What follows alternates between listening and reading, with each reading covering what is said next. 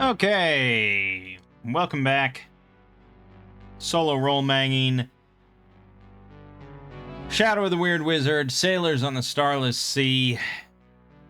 I was just about to hit record here, and then I had a question, and that led to me just sitting in the Discord, reading for like 15 minutes, trying to figure... Basically, well, my initial question had to do with shields.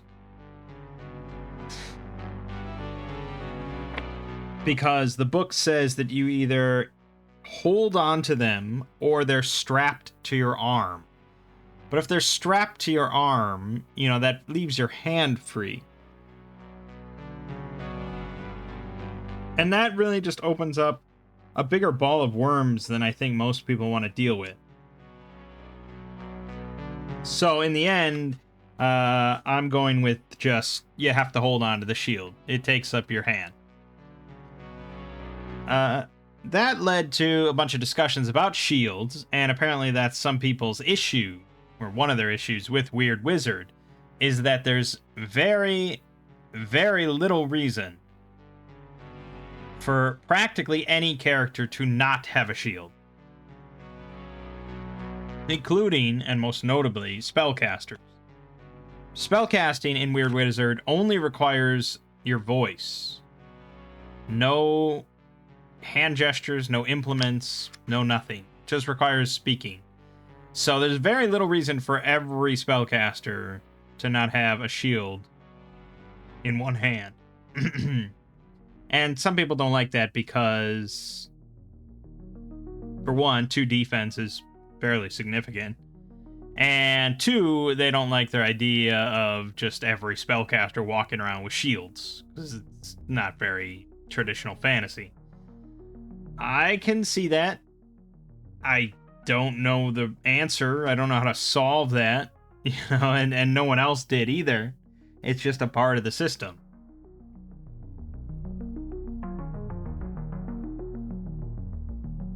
I don't know what D&D 5th edition does for shields. Other than maybe just spellcasters in 5th edition can't cast spells with a shield equipped. Problem solved, really.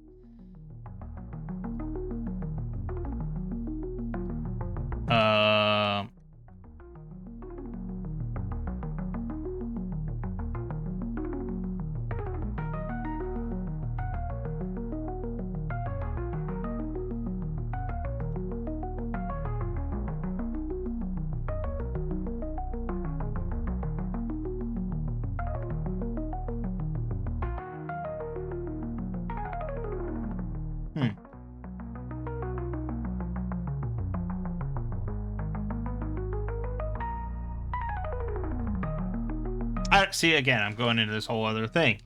But then that led to a discussion about shield bashing, which I have done a few times now, of just using it as an offhand weapon. And that led to a discussion that pointed me to one of the fighter level 2 fighting styles, Shield Basher, which reads, you treat shields as offhand melee weapons that deal 1d6 damage instead of as improvised weapons. In addition, when you attack with a shield, you retain the shield's increase to your defense score. That second part is pretty clear, right? You still maintain the +2 defense even if you shield bash. The first part, however, brings up some questions. You treat shields as offhand melee weapons that deal 1d6 damage instead of as improvised weapons. Improvised weapons deal 1d6 damage. When you attack with 2 weapons, it says that you attack with your main hand weapon and apply the damage if you hit from your offhand weapon. So you resolve the attack using the weapon you wield in your main hand. If the roll results in a success, add the offhand weapon's damage as extra damage for the attack. That's all it says. So if you're attacking, you're doing the roll, you're resolving the attack using the weapon you wield in your main hand, then it's irrelevant that the offhand weapon is an improvised weapon. The downside of improvised weapons is that you apply a bane when you attack with them. And If you crit succeed or crit fail, they break. But what people are hung up on then is that if you're resolving the attack entirely using your main hand weapon and just applying damage from your offhand weapon, then all of that is nullified, meaning that that first part of Shield Basher is completely irrelevant and doesn't mean anything if you follow that. So what I would rule then at my table and from now on is that if you don't have Shield Basher and you want to attack with your shield as an offhand improvised weapon, you will be applying a Bane to your roll, and if you crit succeed or crit fail, it will break. Because, yeah, there should be a strong benefit to picking Shield Basher as your fighting style, rather than just maintaining the defense. So that makes a lot more sense, because someone just untrained in using their shield as part of combat is going to be clumsy and is at risk of breaking their shield. So that's what we're doing going forward. Lessons have been learned. It's all good. Moving on then. With that in mind, how this started is basically I thought, why not give Felix shield to Euclid? None of the enemies we've encountered so far have used shields, so there's no spare shields laying around. But Euclid could definitely benefit from it because he's got a pretty shitty defense, and this would put them both at 13 defense, and would allow Felix to two-hand his battle axe for 3d6 damage. So we're gonna go with that.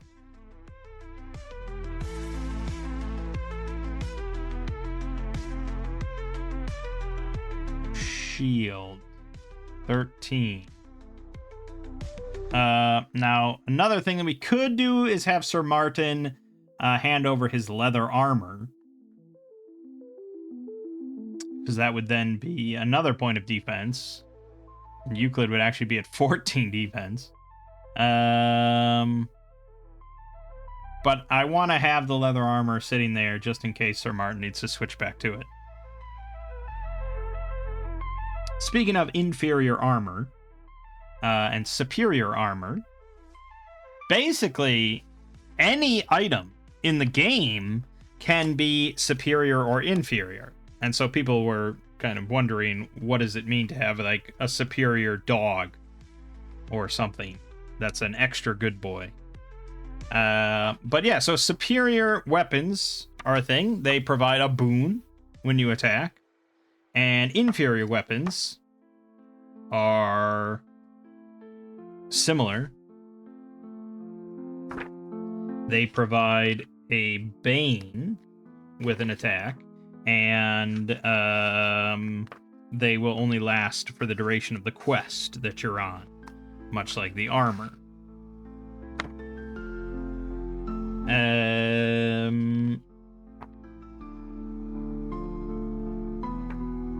Not quite sure. There's a section of the equipment here, that mentions item quality, but I don't know where it is. It's somewhere. There's a lot of text in the rulebook, you know.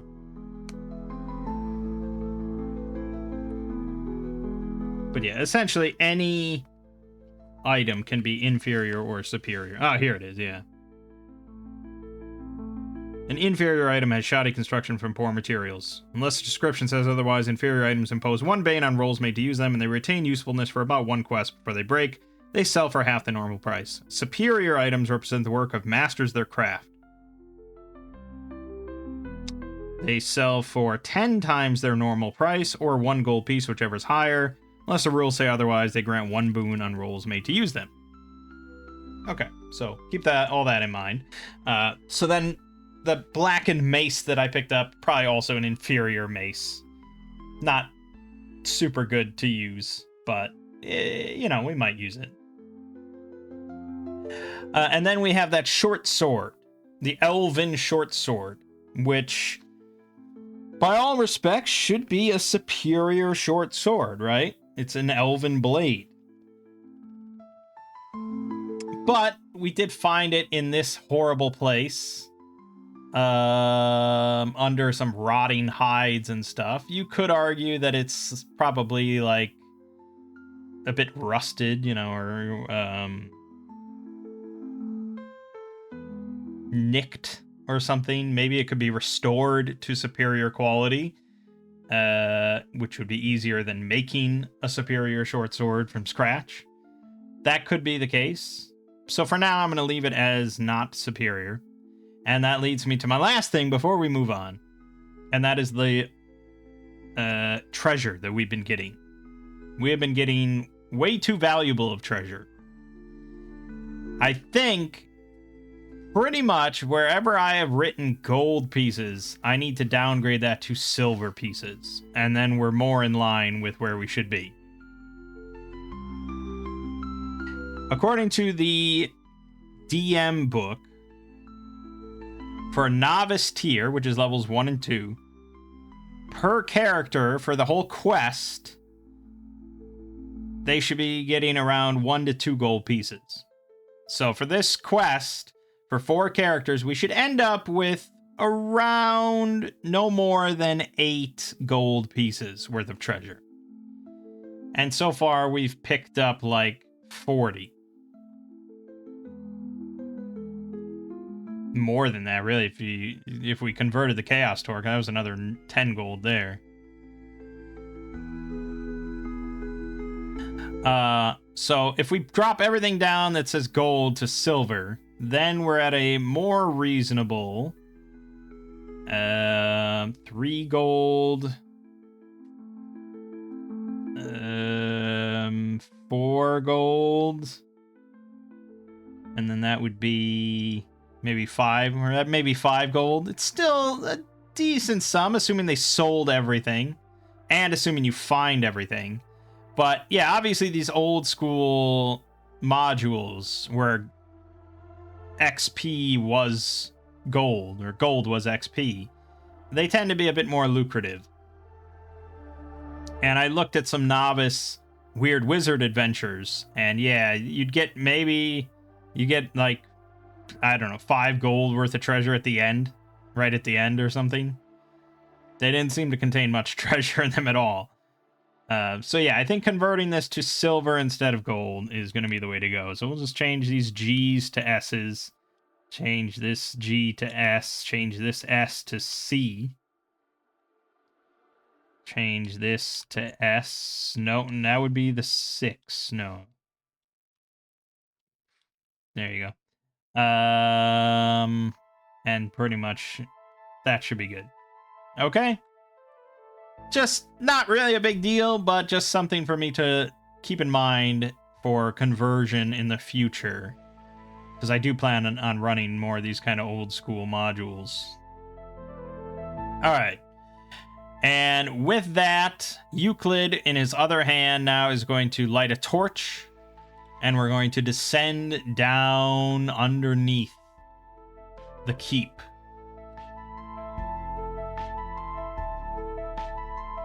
Bloody and bruised. Ooh boy. The Starless Sea. The dungeon. Unless noted otherwise, the dungeon is dark and the air is cool and wet. And we do have torches, so we're okay. You pause for an instant on the broad stone steps. The hint of gold glimmers at the edge of your light, several steps below. Well, that's dangerous. I'm not going to read ahead here. Let me think. That's what the DM tells me. Pause for an instant. The hint of gold glimmers at the edge of your light, several steps below. Seems like some form of a trap. Leaping down, though, seems really likely to snap my leg in half. Do I have anything that could poke it? Or we could throw something at it?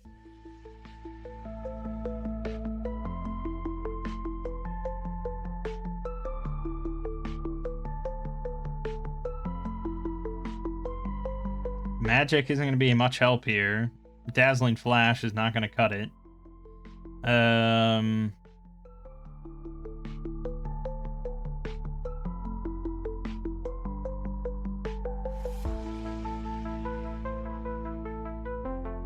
We do have a quarterstaff. Alright. Euclid is going to hand over the quarterstaff to Sir Martin, who's going to try and extend it all the way down a few steps and poke at where this gold is. That's the plan. Let's read what it is.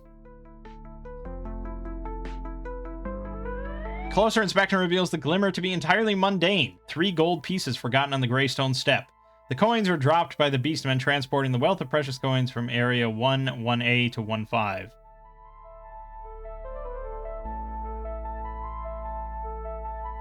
Okay. So, it turns out to just be coins sitting on the steps. Not gold, that would be ridiculous. Yeah, I guess we'll make it 3 silver. Nice little pickup.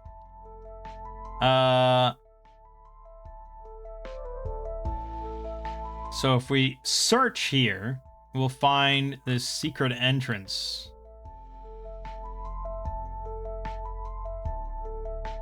So since we paused here and we're very, curious about this coins,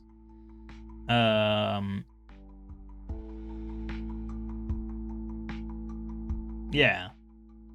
We find the entrance to the empty vault, and we also find the narrow crack in the passage.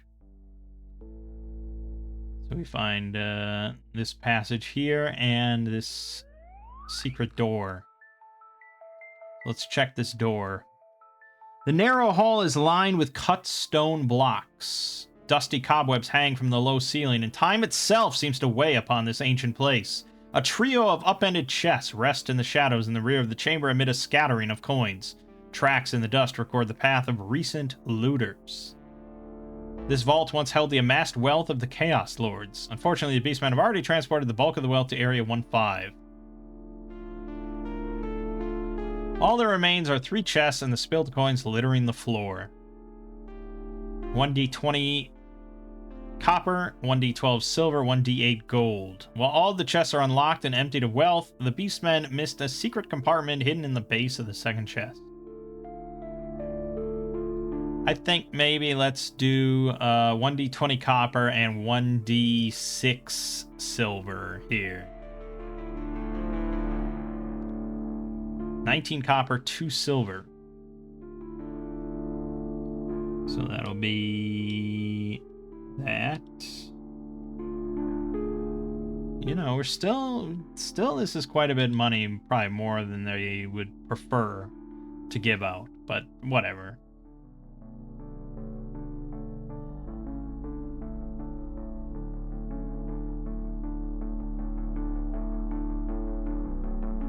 Oh my god. Okay, so there's a secret compartment hidden in the base of the second chest. Well, it's easy to discover, as the floor of the chest is 4 inches too high. Opening the compartment poses a danger. It can be opened by sliding a false panel in the back of the chest, but unless the PC also succeeds on a DC 15 reflex save, the PC is struck by a slim, scything blade trap, inflicting 1d4 points of damage and slicing off 1d2 fingers.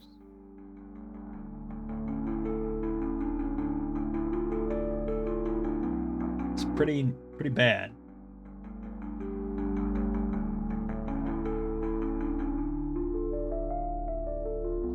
Hidden inside the compartment, 2 silver rings set with emeralds, a silk tabard stitched with the sigil of chaos, and a steel vial containing 2 doses of black lotus oil. Characters imbibing the lotus oil gain 1d10 HP for 1 hour, but at the end of the hour lose any HP gained from the oil and must succeed on a DC 10 fortitude save or take 1d4 points of damage.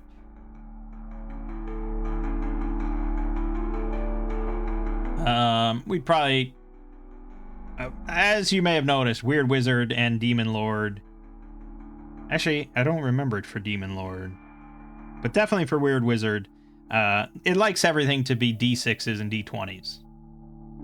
So we'd probably change that to you gain 2d6 HP, and then at the end you take 1d6 of damage. But we're just going to skip it. We're not going to loot everything, so we'll pretend we don't see that. We're a little too oblivious. Okay. The passageway leads to B1, which is way back up here. The Tomb of the Fallen. So we could... Yeah, we could go through this way.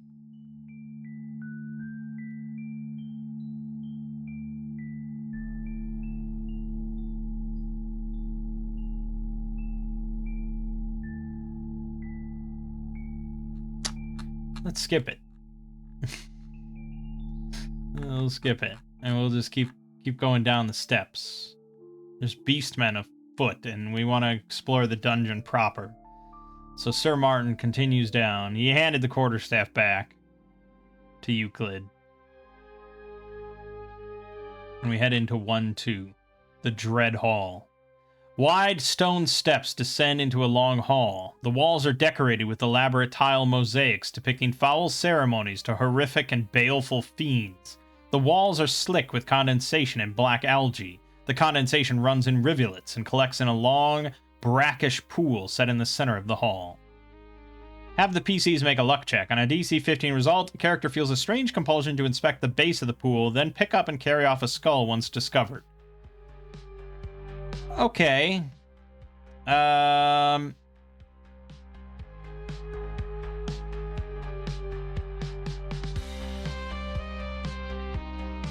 would we do that? Probably more than with a will check than just a luck roll.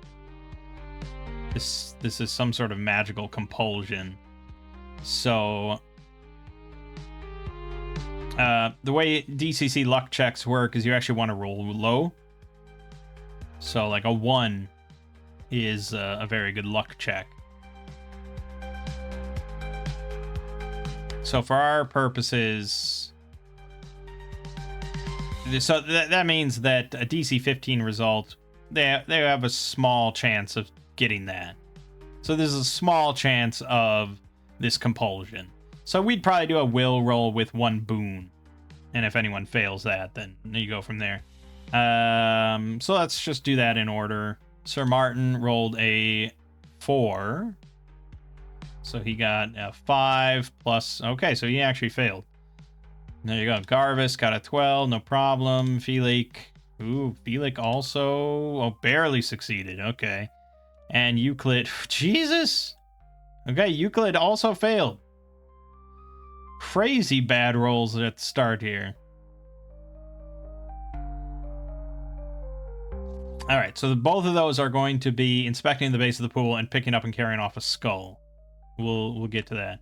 When the cult was young and strong, this chamber was used by acolytes to prepare their minds and souls for the awesome presence of the Scions of Chaos. Now the chamber has fallen into disuse, scarcely noticed by the beastmen as they pass freely between the underworld and the sunlit lands above. Characters inspecting the mosaics discover 3 distinct scenes, as shown on the player handouts. Blah, blah, blah. There are 4 nooks concealed in the corners of the hall. Each nook contains a single hooded robe embroidered with bizarre sigils stitched in silver thread. While the robes are mold-eaten and rotten to the touch, they can still be worn as disguises in dim light.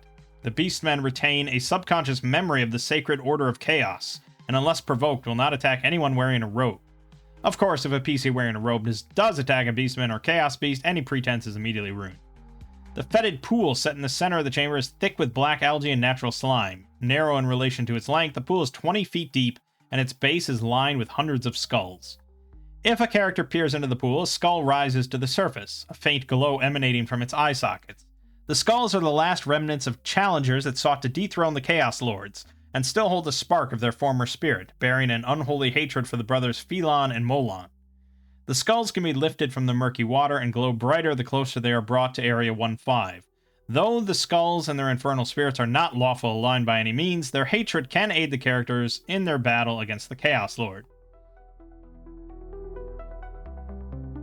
If the PCs are brazen enough to enter the pool and dig through the mounds of skulls, they discover a simple bronze ring, roughly 12 inches in diameter, set into the floor of the pool.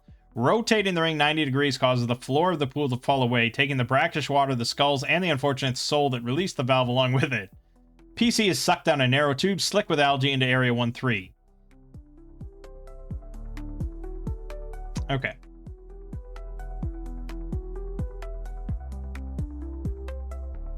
Wild. For sure. I feel like that's really unlikely. I wonder, out of all people that have run this module, how many times have players gone down into the pool, found this ring, and twisted it to drain the pool? Seems probably a low number, but I don't know. All right. So anyways, we are then, those two are compelled. They approach the pool. They look down. The skulls float up with glowing eye sockets. And they take the skull with them.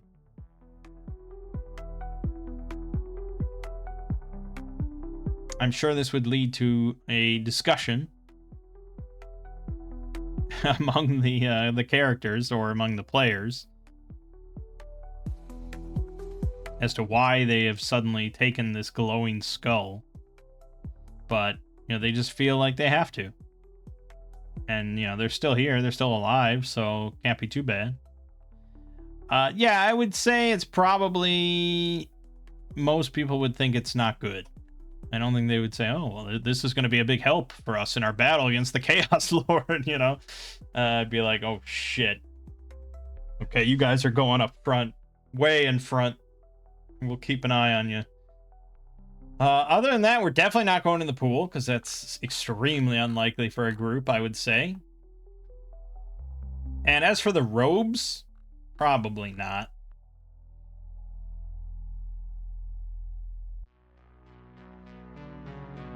Probably not.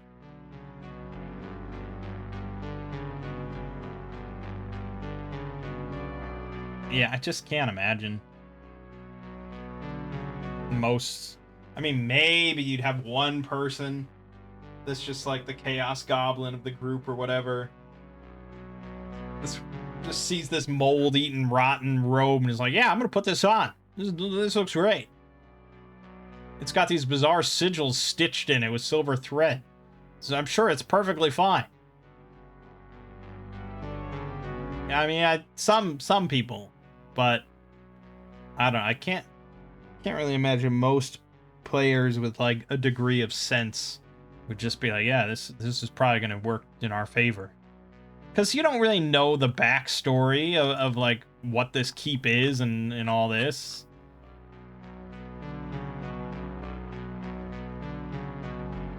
Right? Not really. There's some hints with the mosaics. You've got a hooded form standing atop a towering stone on the edge of a vast lake, 7 tentacles wave from the water. You've got 2 armored figures holding a single flail, commanding legions of hunched beast-like warriors. And then a low island set in the center of a black lake, a golden pyramid set atop the island, and a figure armed with the flails preparing to sacrifice a maiden. So, clearly, the beast men have been around for quite a while, and they were some sort of servants of chaos, human sacrifice, all that kind of stuff.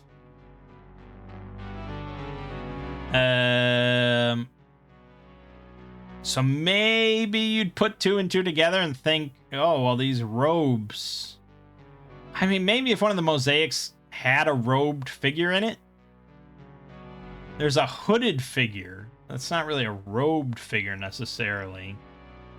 Maybe that's... But he's also not with the Beastmen, so I don't know. It seems unlikely. Anyways, let's just move on. So we're going to continue this way, down more steps, down more steps, down more steps, down more steps, until we get to 1-4. The Starless Sea. The wide stone steps run down to the dark sand beach of a vast underground sea. Far out across the water, you can make out a golden glow through the gloom. An enormous menhir stands at the water's edge, dark waves lapping at its intricately carved faces. Past the towering standing stone, a dragon-prowed longship emerges from the darkness, its hull scrawled with forbidding sigils and runes that glow a sickly green in the dim light. The ship draws to a stop, some 50 feet offshore. The beat of distant drums and far-off wails of terror mixes with the quiet lapping of the waves. A quick inspection confirms the beach is churned by hundreds of bestial feet, talons, and hooves. If we search carefully, we'd find a single trail of human footprints and 1d6 silver coins, which we would drop down to copper, so whatever. The Starless Sea presents two puzzles to the characters, one apparent and one hidden. The first, how best to board the enchanted ship. The second, how to avoid the wrath of the Chaos Leviathan lurking beneath the waves of the wine-dark sea.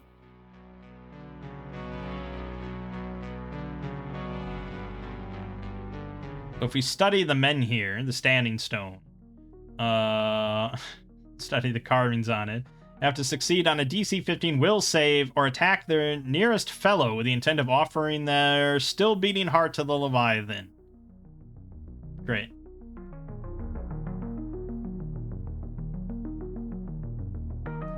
A narrow series of steps wind up the surface of the menhir. Those climbing to the peak of the standing stone discover that the top of the stone has been fashioned into a platform. A shallow bowl has been cut into the center of the platform. The bowl is partially filled with hardened wax, and the stub of a red candle sits atop the mounds of wax. Okay, I'm not gonna read anything else.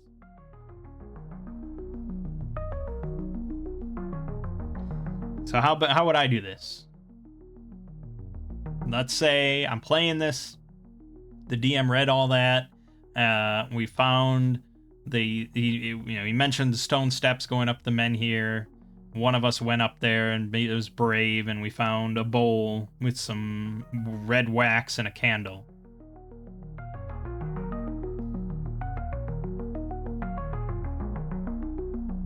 Here I feel like somebody would probably light the candle.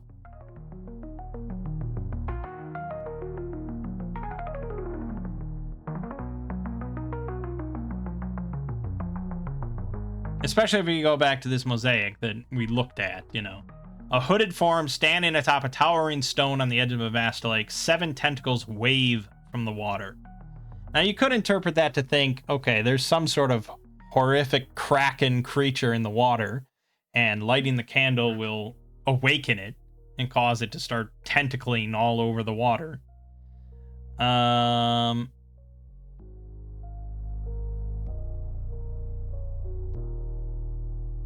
Or maybe, you know, by doing that, the Kraken thing is in the water regardless, but lighting the candle, you know, signifies that you're its master or something like that.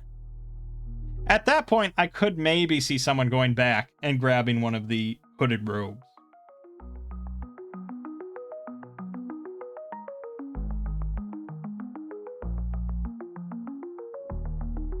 I think this is all reasonable. And again, for the record, I didn't read, so I don't know exactly what lighting this candle does. But I think that's not super far-fetched. And if lighting the candle doesn't really do much, then we move on to how best to get to the boat, other than just swimming, which is probably the lamest option. And one that Sir Martin especially will hope to avoid due to his agility failure. So let's go ahead with that option. They'll take a little bit of time. Euclid is going to grab one of the robes, put it on, and he's going to get up there and light the torch. Why Euclid specifically? I don't know. He's the sagest of them, you know? Or if it's a will save, he's got the best will. Okay, that's what we're doing. Well, okay. Relighting the candle or lighting a new candle atop the menhir draws the enchanted ship to shore, allowing characters to board in safety. Well, that's pretty non-climactic.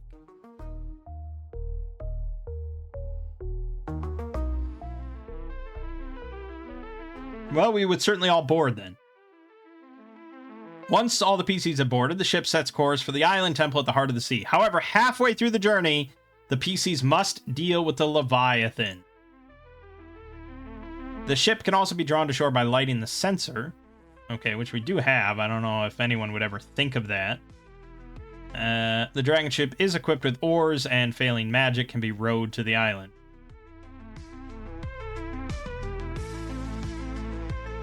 Okay. I don't know why you'd ever have to row it. But, okay. The Leviathan. Blah, blah, blah. Crossing the underground sea requires successfully dealing with the Leviathan lurking in the watery depths. As soon as the enchanted dragon ship crosses halfway to the island, the Leviathan's tentacles emerge from the black waters.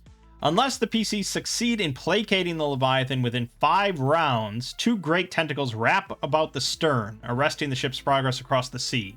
The following round, the Leviathan attacks the fools that would dare to cross its domain without offering the required tribute. Alright, without reading anything else about this situation, how would I describe this then? We're halfway to the island now, and suddenly a number of large tentacles burst out of the water. And it's very hard to tell in the dim light, but it looks like there's a large creature, a large amount of bulk underneath the water connected to the tentacles. And the tentacles don't attack. They don't strike the ship or the characters or anything like that. They are just kind of suspended there menacingly.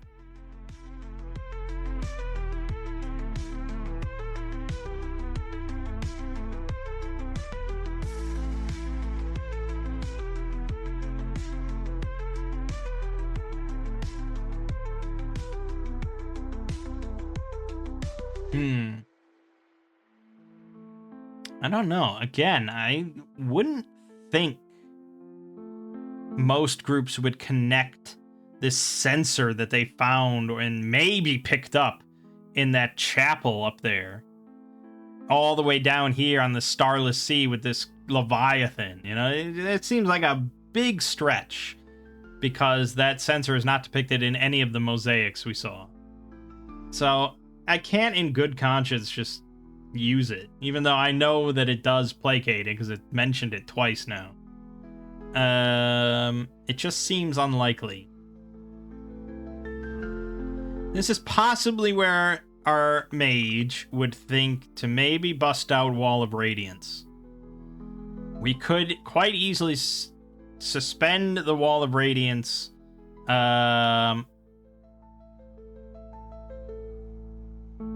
assuming that we can kind of attach it to the ship, rather than it has to be hovering in midair, because the ship at the moment is still moving. It's not until 5 rounds go by that it suddenly gets stopped by the thing grabbing us.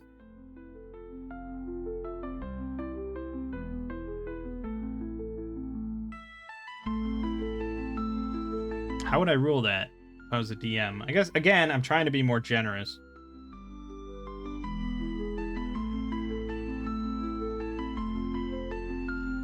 As usual, you know, anytime something like this gets brought up in regards to magic or magic items, usually people bring up the fact that the Earth is rotating.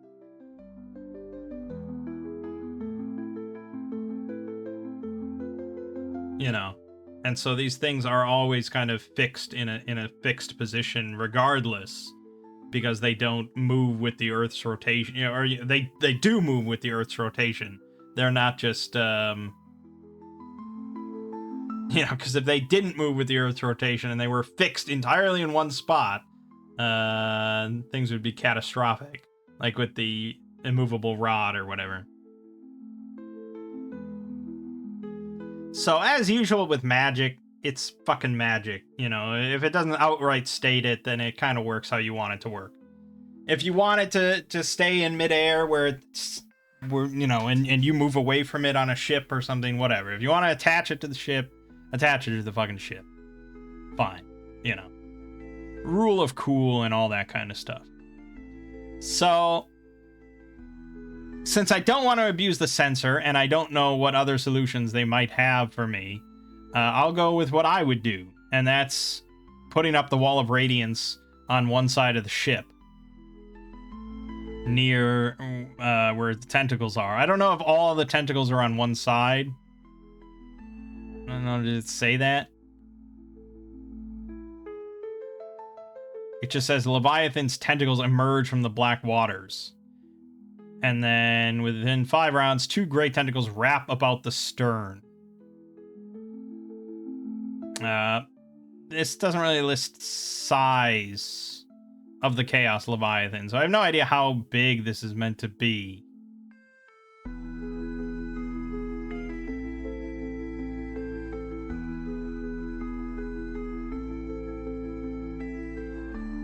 Says it's an enormous beast covered by thousands of thickly hooded eyes and slack jaws. Thousands of hooded eyes. So it's got to be pretty big. It probably can extend tentacles on both sides of the ship.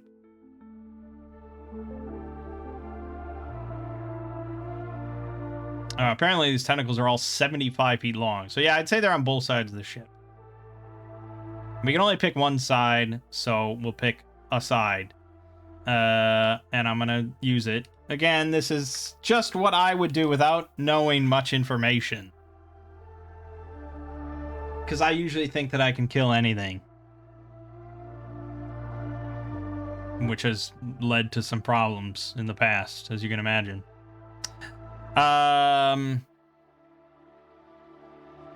So this lasts for 1 hour, and we've attached it to one side of the ship. Hopefully that doesn't cause any issues. And then we're just kind of in battle positions, like waiting, waiting to see if the tentacles actually do anything, or just kind of observing us or something. All right, that's what we've done. So let's read.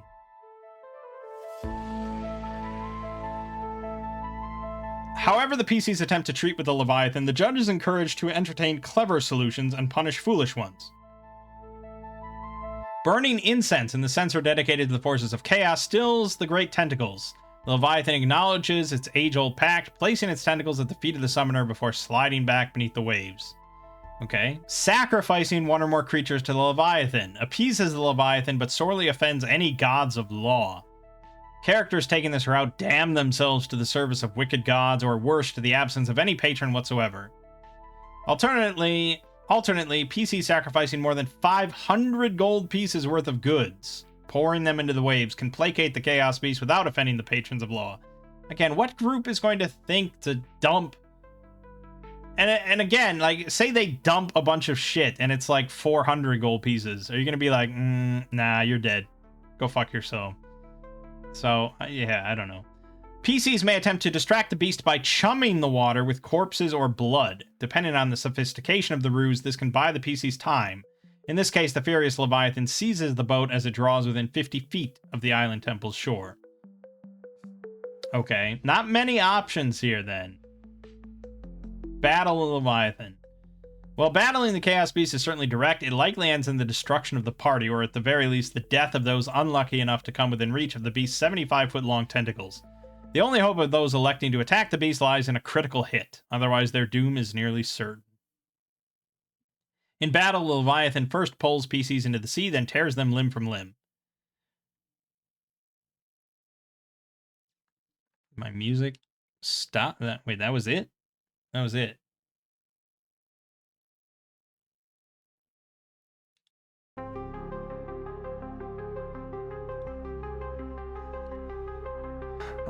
Its body never surfaces, blah, blah, blah. Dealing 66 HP of damage, which is what it has listed here. It does not slay the mighty creature, rather it withdraws from the battle, propelling itself deep beneath the waves. Okay.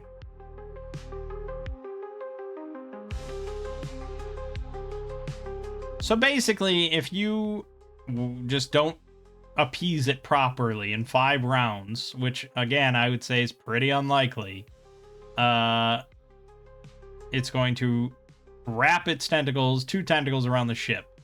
And then the following round, it starts attacking you. And if we're just going by DCC, it's got a +6 to its roll, which is going to hit most things pretty much every time. And it deals 1d8 +2, which is almost guaranteed to one-shot any level 0 character. It's got an AC of 15, which means you're pretty unlikely to hit it, and 66 HP, which is going to take many hits to chew through. Even if you did 6 damage every time, that's 11 rounds, or 11 hits. Pretty unlikely before you're all dead.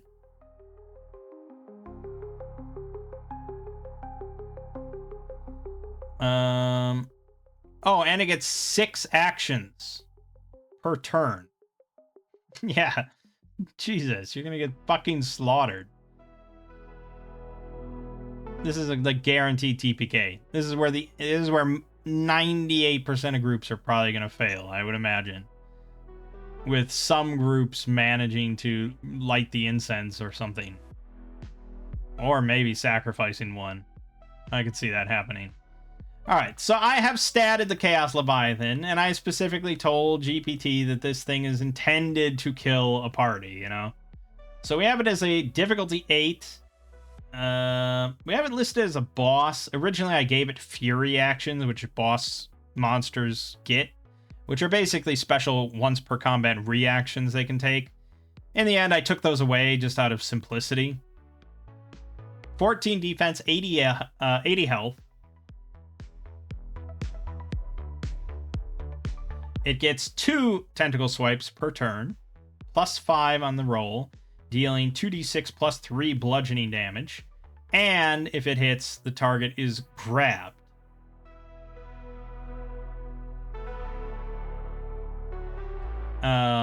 Which means that it has to roll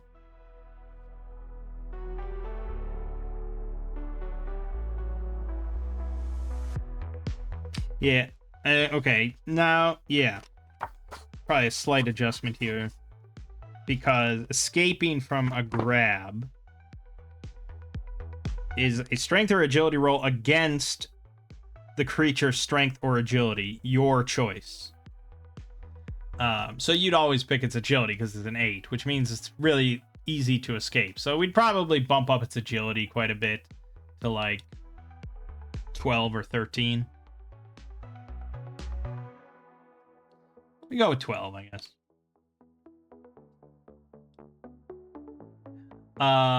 But when you're grabbed, it's going to obviously take you underwater.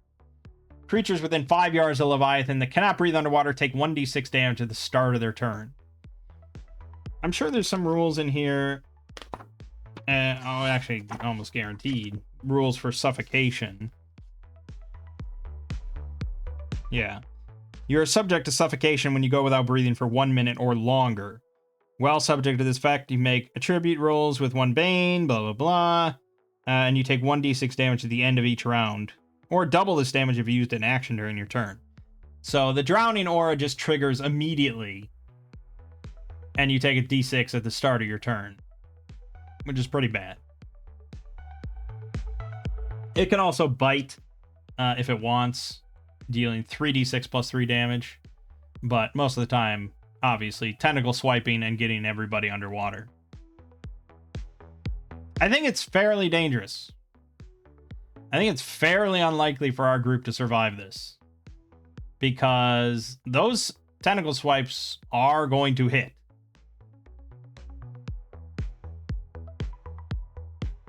And as soon as they do, target is grabbed. And then I'd maybe give them 1 turn to escape the grab, and then on the next turn, it's going to pull them underwater. And then at that point, you know, I'd probably have to impose a bane on escaping underwater. Especially with the drowning aura in place. Like, you're pretty much immediately suffocating. So, almost guaranteed death for anybody. So, yeah, pretty bad.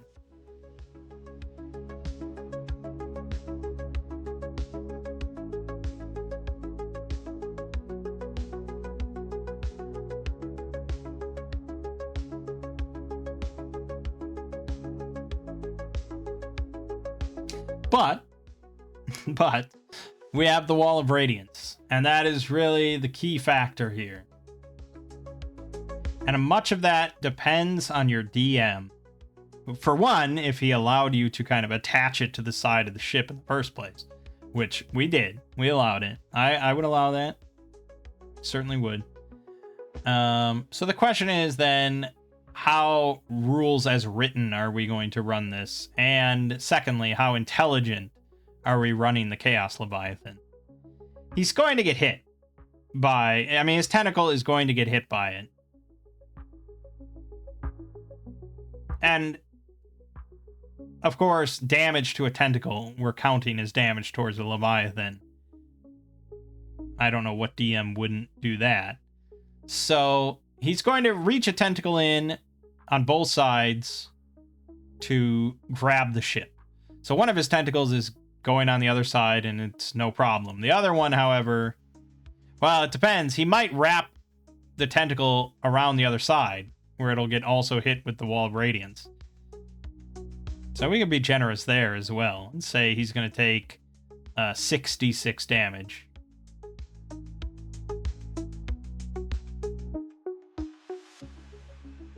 I don't think we really want to count him as flammable. I think he's just too wet for that to happen. So we're going to skip the catching fire part. And the blinded part doesn't make any sense because his tentacles can't be blinded.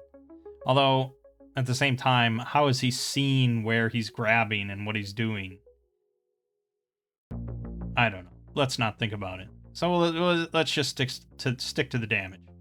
So let's say he quickly lashes both tentacles in. And both tentacles get hit with the Wall of Radiance. Now, again, you could argue, if you want to be a dickish DM, rules as written, that he's only one creature, so he can only take 3d6 damage.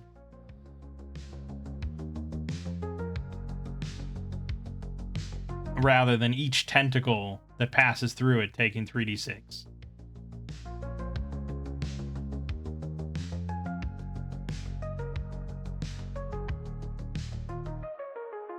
But if you change this to a guy sticking one arm into a blender, and then he sticks his other arm into a blender, he's one guy, but that's taking damage twice, you know? However you want to cut it. So, yeah, that's how I would rule it, just 66 damage. Okay, so he takes 18 damage, which is pretty low, all things considered. But that's 18 off of 80, which is almost a quarter of his health. Honestly, I think at that point it would kind of just recoil. It did not expect to just be burned that much when trying to grab onto a ship. Like searing, burning pain. Probably doesn't feel that too often. And I almost hate to do it because it feels like clapping myself on the back too much. But honestly, I feel like this is just how I would run it. Is that basically I think the Wall of Radiance would kind of solve the encounter. I don't know. It could go two ways there. It could either... Again, it depends on how intelligent you run the Leviathan.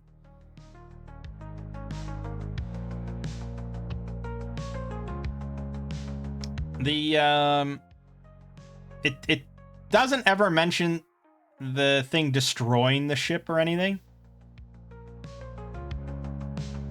That's not mentioned at all, with the Leviathan capable of just ripping apart the ship or doing that.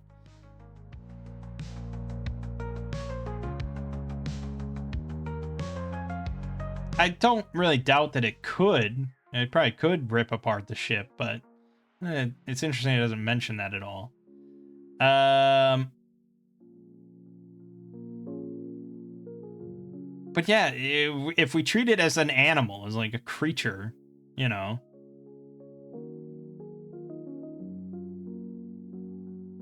and it just kind of recoils and then goes back in with, you know, more tentacles, and they all pass through the wall of radiance.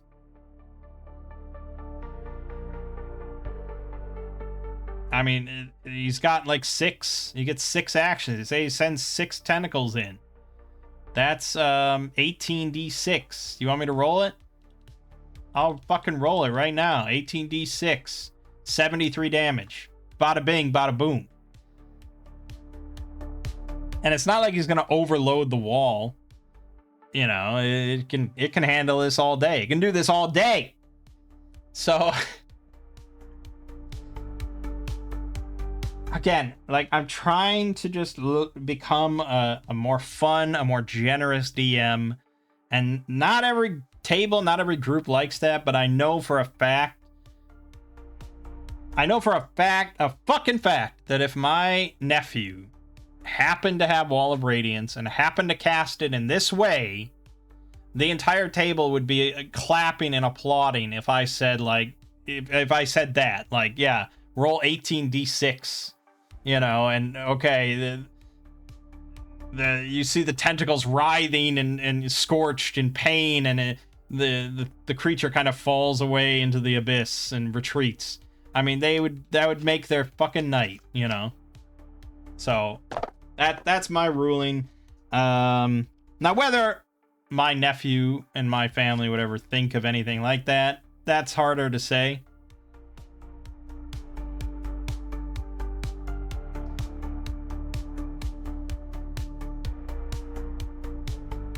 But again, when running adventures for my family and when using a system like Weird Wizard, it's just more entertaining, more enjoyable for everyone involved if this situation leads to using a cool spell in an awesome way to defeat an encounter and move on, compared to, oh yeah, you're all fucking dead, you get dragged down into the abyss and you drown and you're done, and come back next week, please. I mean, that's how this group is, and that's who I DM for. So that's who I'm trying to adapt to. And honestly, when I used to play it with, you know, my DM back in the day, he geared more towards that angle as well. It's just more interesting if a moderately clever solution leads to fun success rather than, nah, sorry, you're all dead. So, that's my reasoning. So, applause, Wall of Radiance finally proving to be just what we needed. And that's why magic is great. Okay, moving on. The ship approaches the Temple of Chaos. The island draws closer, revealing the source of the golden glow, a towering ziggurat with burning light radiating from within the silver thin cracks between its massive stone blocks. A wide ramp circles the edifice, sloping to the top of the temple. Hordes of beastmen crowd the ramp, howling to the darkness, hammering on massive hide drums and pushing a terrified string of prisoners to the ziggurat's glowing peak. High atop the temple, you can make out a fearsome silhouette of an enormous armored figure, wreathed in infernal smoke lit from below. The ziggurat serves as a mystical forge designed for a single purpose, reuniting the spirit of the Chaos Lord with a physical body. The beastmen are driving the kidnapped villagers up the ziggurat to be slaughtered, their bodies pitched into the molten heart of the ziggurat, along with a king's ransom in gold, silver, and copper. A beastman shaman reigns over the ceremony, hoisting an effigy of the Chaos Lord high into the smoke. While the effigy cannot fool PCs reaching the uppermost level of the ziggurat, it is sufficient to deceive characters peering up from below. PCs disguised as Chaos Priests or as Beastmen, with the hides and furs from Area H. Oh my god, that seems even less likely to ever happen. When would that ever happen? And why would it even work? Can pass through the throngs of beastmen with little difficulty. The judge should call for personality checks to maintain the tension, but the beastmen are lost in religious fervor and not expecting infiltrators within their midst. Of course, if the PCs attack either the beastmen or the mock Chaos Lord, the con is instantly detected. If the characters haven't adopted a ruse, gaining the peak of the ziggurat is more difficult. The beastmen do not immediately notice the PC's arrival. If the PCs sneak and climb along beneath the ramp, there is a slim chance they can draw close to the peak of the ziggurat before being discovered. The lead PC must make a series of agility checks with increasing difficulty to avoid notice as the party climbs higher up the temple. DC 20. Good fucking luck, man. All for a free surprise round. Jesus. Finally, if the PCs opt to attack the beastmen from the onset and take the temple by storm, they will pay the price in blood. Again, the PCs are granted a free surprise round before the beastmen turn their full might on the audacious characters. There are 22 beastmen crowded onto the ramp, with another 3 acolytes atop the ziggurat attending the beastman shaman. Alright. How are we going to do this?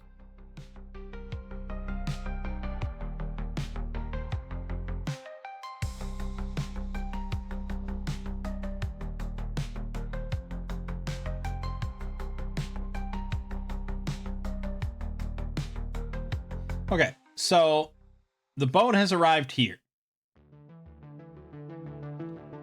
I don't know if there's a ramp. I assume there's a ramp, right? Or something? Maybe it's better if there's not a ramp.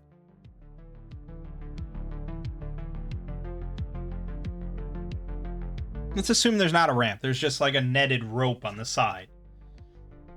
And that's what we use to climb up there. Let's roll with that. So the boat has just drifted and kind of guided itself right up against the base of the ramp here, which goes around and around, loops around all the way around. Okay, so that's the layout.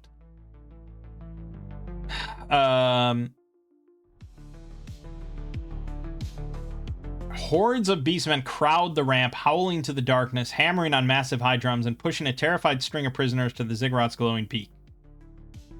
So there's a total of 22 beastmen along the ziggurat, along the ramp, kind of, that goes around and around the ziggurat.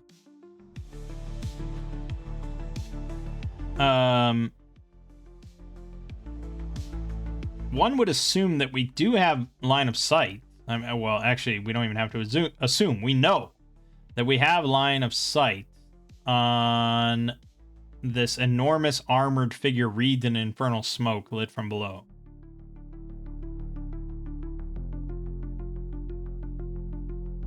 So we could snipe that, but we want to deal with the 22 beastmen.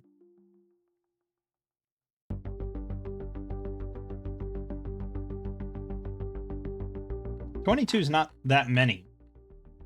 I mean, it's a lot, but it's not that many when considering how big this area is and how they're crowded around this whole ramp. You know, these little lines here, barely visible, is the 5-foot grid. So they're honestly not crowded unless they're all like clumped together for some reason.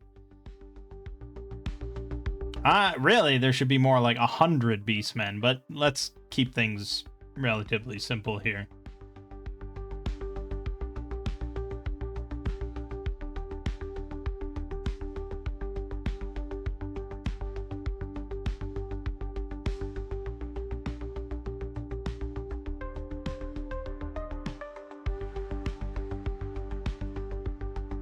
Yeah, I'm just thinking if we pull up the netted rope on the side of the ship, we're parked right here. We just have Garvis start picking things off, you know. Just start shooting at beastmen. Any beastman you see coming, just shoot, shoot, shoot, shoot. He's dealing 3d6 damage every turn, pretty much. It's hard for him not to deal 3d6 damage. Euclid can't do much. Unfortunately, we don't have that many spells.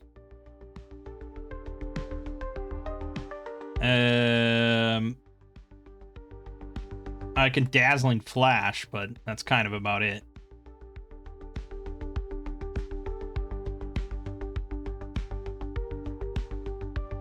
Yeah, Euclid is unfortunately kind of useless here. He really would have benefited from a bow.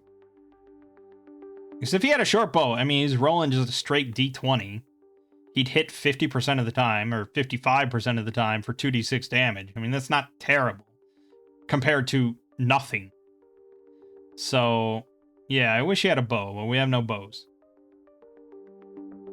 But Garvis doing the majority of our damage, and then they would have to scale up just the side of this boat, which I don't know how tall it is or anything. Maybe I'm overthinking how big the boat is.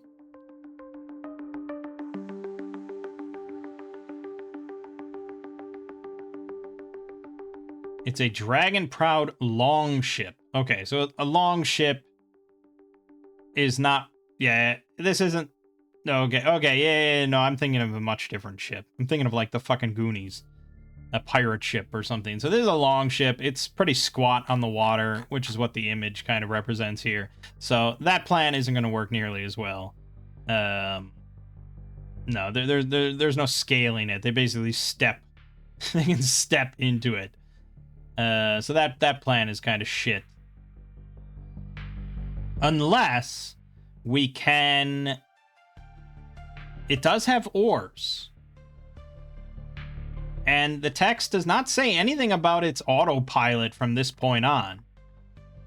I'd have to look again. I'd have to look at the end.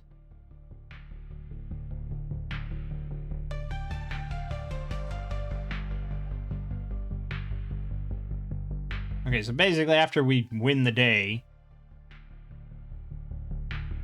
we have to escape back to the ship. And then those aboard the ship are swept towards Area 1-6 by a big water. So I think, regardless, the autopilot for the ship is done. It is completely... It has served its purpose, which is weird, but that's part of the module. It's just pre-written here. So it has oars. We can take the longship and pull it farther back into the water. Garvis can shoot his bow 20 yards out, 60 feet, without any penalties. So say we take it 40 feet out into the water. That's pretty far, really. I don't know if beastmen can swim. I don't know how they got to the island. That's a big fucking question that's not answered whatsoever, because it's probably not relevant.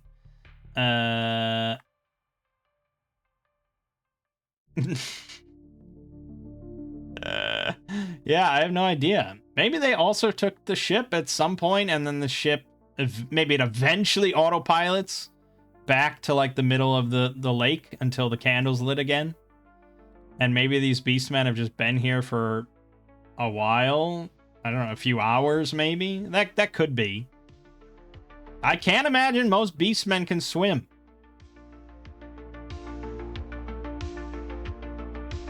That's my assumption.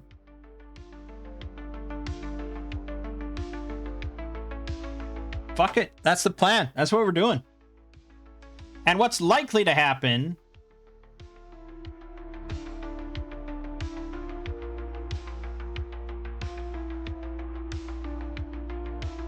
What is likely to happen?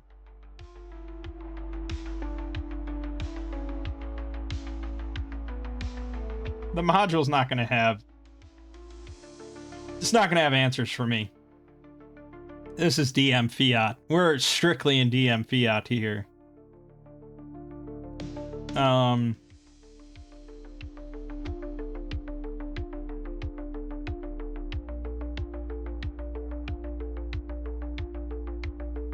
Really, it's basically two options. The third option is that they all just stand there while I snipe them. That's not going to happen. So it's basically two options. One is they try and swim to get to me. And whether or not that succeeds is another discussion. Two, I pick off a handful of them, but then the rest kind of hide behind on the other side of the ziggurat where I can't shoot them. And they just sit there and wait.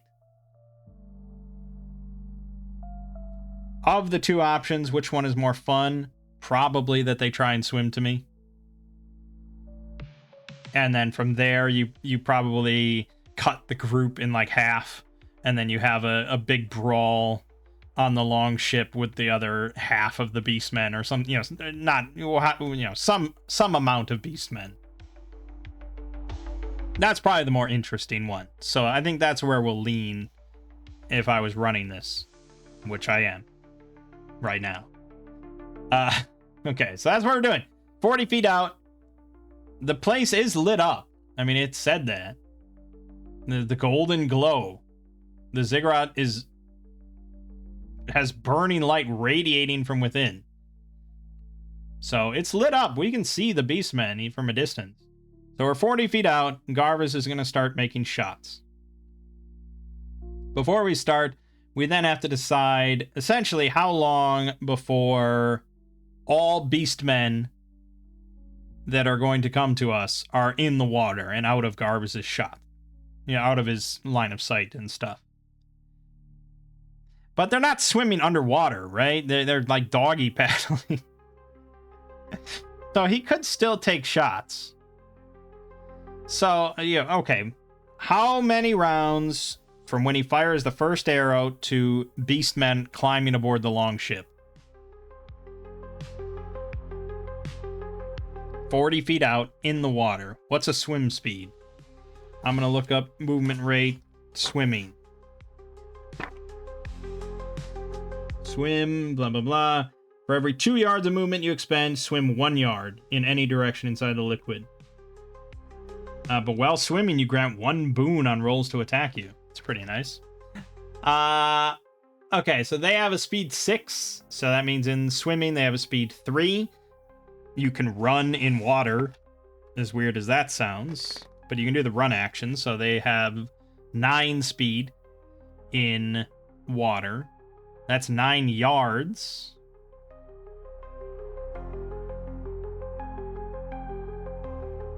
Which is 27 feet. So really, 2 rounds. Once they hit the water, they're climbing aboard.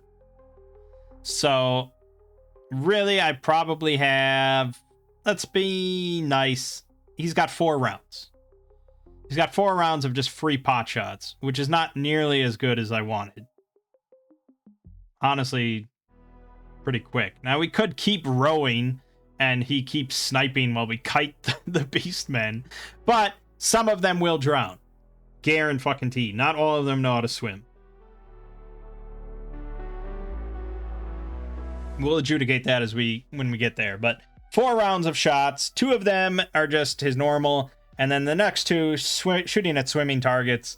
He's gonna get an extra boon. But here we go. So first shot against the first innocent beastman. We're giving him another boon for like kind of a surprise shot, completely defenseless. I think it's a hit regardless. Yeah, okay. So he deals 3d6, only 7 damage. He doesn't even kill a target on his first shot. Great. All right, second shot, a normal arrow with 1 boon. Whoops. Jeez. That's a 6. He actually misses. This is not going well. Third shot against a swimming beastman. So we got 2 boons now. That's a 6, so okay, it's a normal hit for 3d6 damage. 8 damage. Alright, we've killed 1. We've killed 1 beastman. This is not going as well as I wanted at all. Fuck. These rolls for this video have been atrocious. Alright, final shot. 2 boons. It's a hit, whatever. 11 now. Okay, so we killed 2 of the 22 beastmen coming our way. I think it's fair then to say half of them die while swimming.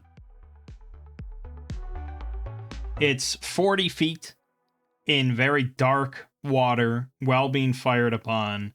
Many of the beastmen not cut out for it. If we go back to the description of the beastmen. Hunched feral cross between a man and a beast. Most men don't know how to swim in situations like that. It would be pretty easy for most men to drown. You know, I think swimming is fairly uncommon for many people in this sort of time period. The average middle-aged peasant probably doesn't know how to swim, right? Right?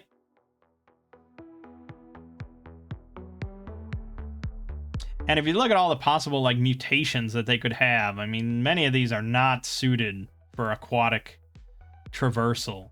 You got the head of, like, a wolf, you know, or a head of a rat. You've got dense feathers and ram horns.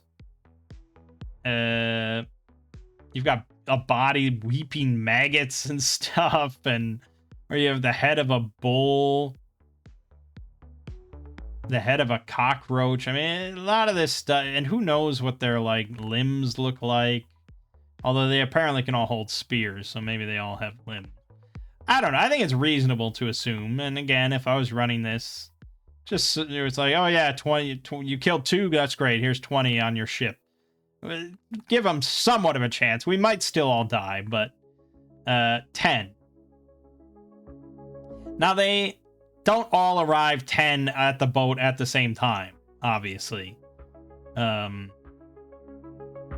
they kind of ran down. Some of them were further up the ramp, you know, and some of them have slower swimming speeds and blah, blah, blah. So it's going to trickle in. It's going to come in waves. So for the first wave, let's say there's 3. The 3 go-getters, the fastest swimmers that had heads of octopuses or something, they arrive first. And 3 climb up. Combat. I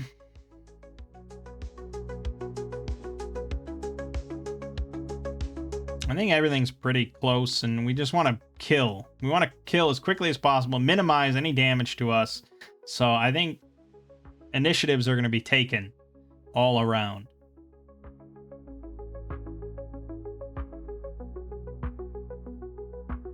If Sir Martin falls in the water, he's probably pretty fucked, though. That agility bane is going to be bad. And also, I saw some discussions about what to do if your players have, like, extremely high defenses. Like, you can definitely get 17 defense at level 1.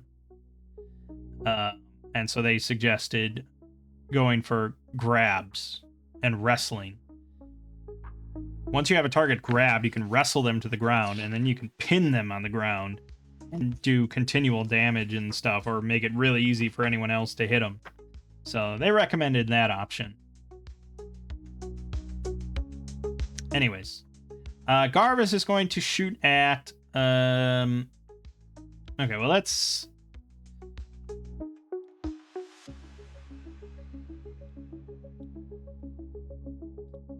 Yeah, we'll just continue this here. So we got 10 beastmen. Ready and able to fight. Garvis going first. He's going to continue to fire at ones coming in the water because he gets an extra boon against them. Okay. So he'll fire at number 6 here. So D20, 6. He's got 2 boons. You got a 6, so it's definitely a hit. 3d6 damage here. 12 damage. Number 6 is dead. Good shot. That's Garvis's turn. Sir Martin is going to target number 1, who just came up next to him on the ship, brandishing a spear. They carried their spears in their teeth, I guess, or something. I don't know. Don't question it. So we're going to roll. He's got his long sword. He rolled a 3. It's not very good. He got a 4. Just barely able to hit. And he got a 10. So that's just 2d6 damage, unfortunately. Alright. 4 health left on that one. Felik will assist Sir Martin and try and finish off this foul creature. So he's just going to be swinging his battle axe two-handed. Maybe that's overkill. Yeah, he'll go for a different one. That's fine. There's still 2 others on board the ship. So he'll swing his battle axe at some other fresh one that climbed up next to him. So he just got a +3. He hit. So this is 3d6. We can re-roll any 1s. We'll re-roll that one. We can only re-roll the 1 once. So it's still 10. and he killed number 2. And then we have Euclid, who can cast some things. Not much.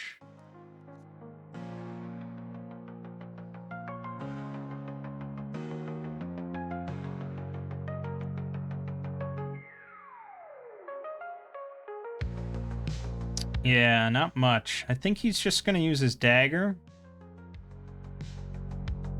He's got his dagger in his hand, and he's going to attack the one with 4 health. So this is just straight up D20 roll. Nothing special whatsoever. He hit for D6, 5 damage. Yep. Stabs it right in the back of the neck. Killed number 1. His first murder. Good job, Euclid. Actually, that's not his first murder, but he's got blood on his hands. Literally. Okay. Then number 3 gets to go now. He's going to attack Sir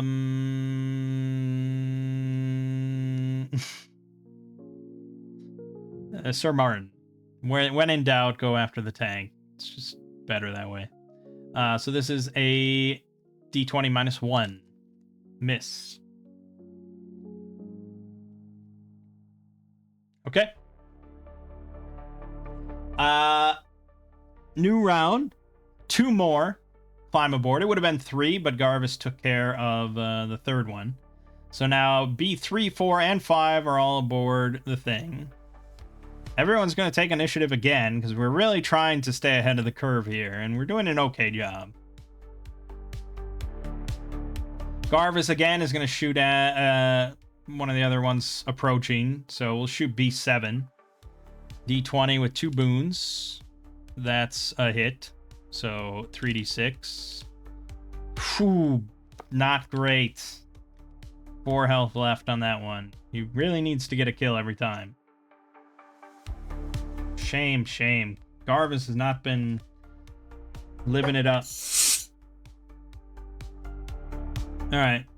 Sir Martin's going to swing at B3, who just took a swing at him. Ooh, that might be a crit. Actually, it definitely is a crit. Yeah, 25. So 3d6 and take the higher results. 12 damage. Dead. Excellent. Felix will swing his battle axe, one of the newcomers. So, and he'll use prayer this time. We really want to make sure we get a hit.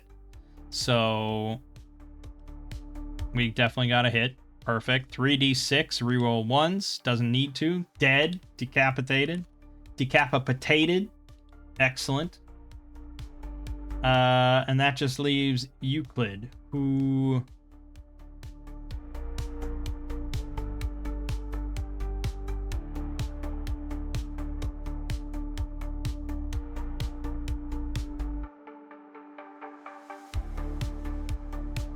really hate to expend as cast if I don't have to.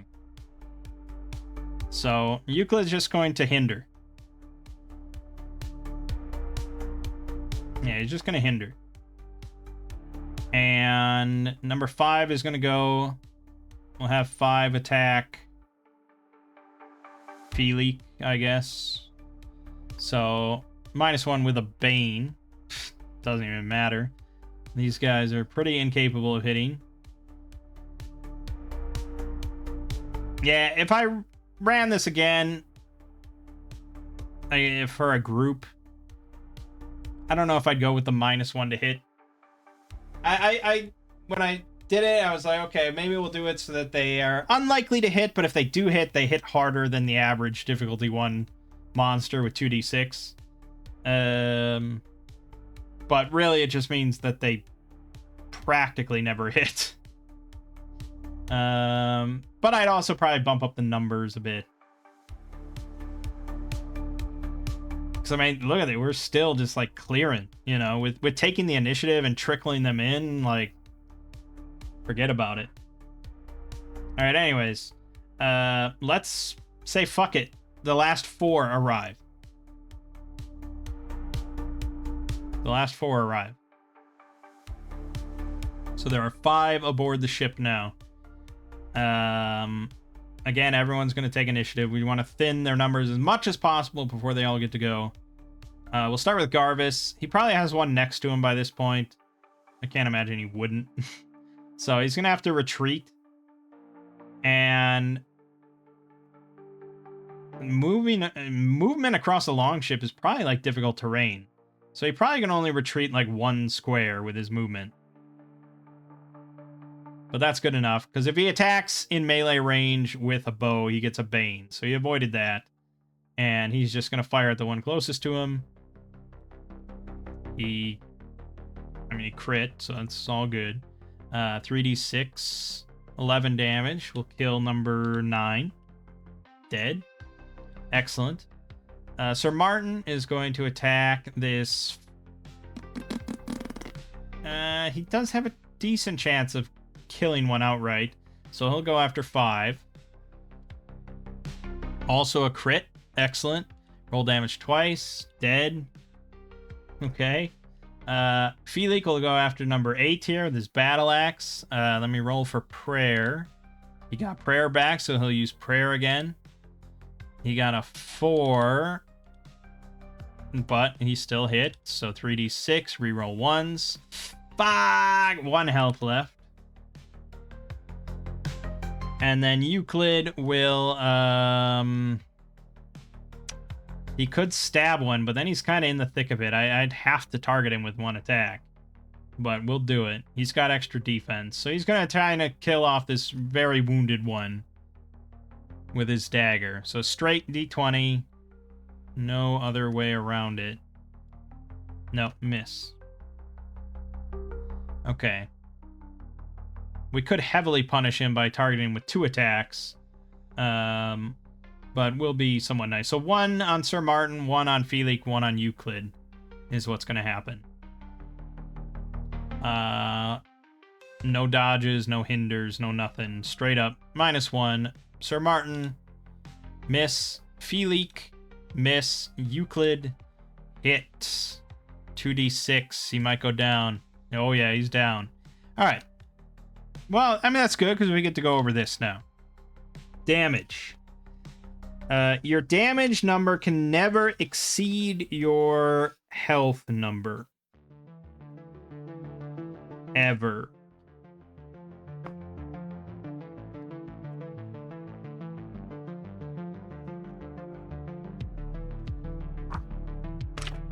And let me specifically look up the rules here. Okay. Your damage total can be as low as 0 or as high as your health score. Damage in excess of your health score is ignored. When your damage total equals your health score, you fall prone and become incapacitated. Any damage taken in excess of that causing you to become incapacitated is lost. You are unconscious for as long as you are incapacitated. So he's at 12 damage, he's got 12 health, incapacitated. If you take damage while incapacitated, you instead lose health equal to the amount of damage you would take.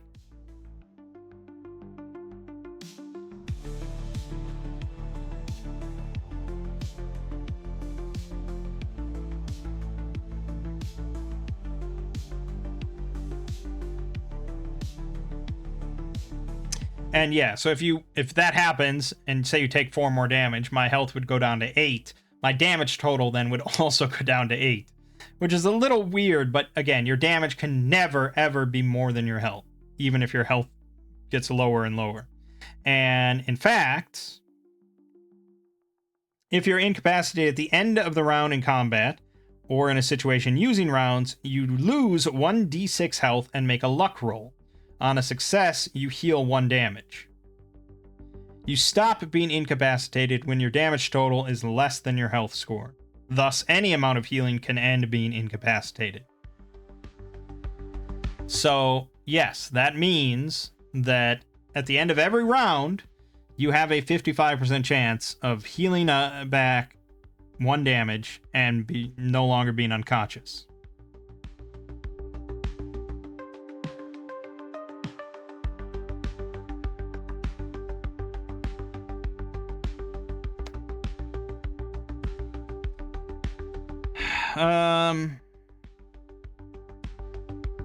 Although, I don't know if that specifically is correct. It says you end being incapacitated. It does not say you end being unconscious.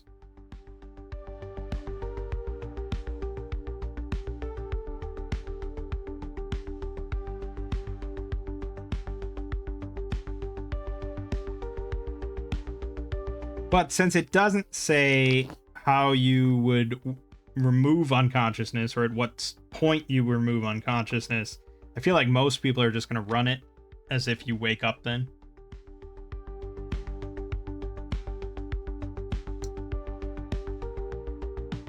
I'd have to look more into what people are saying about that.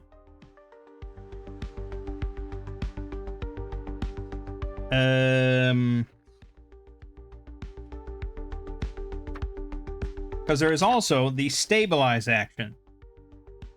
But that doesn't give us any clue either. As an action, you tend to one incapacitated creature in your reach.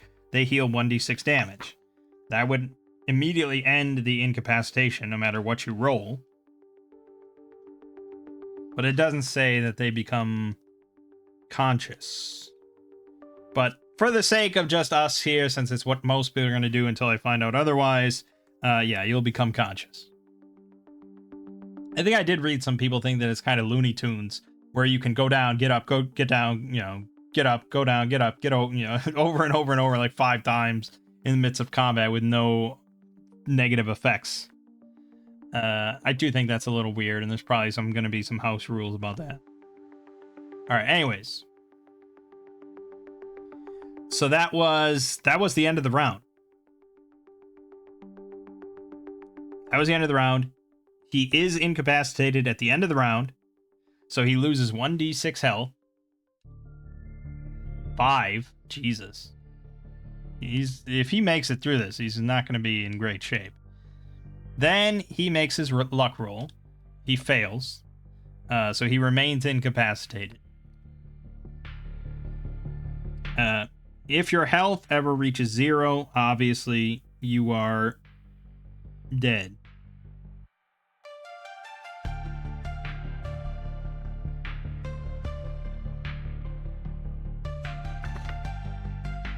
Yes, that is correct.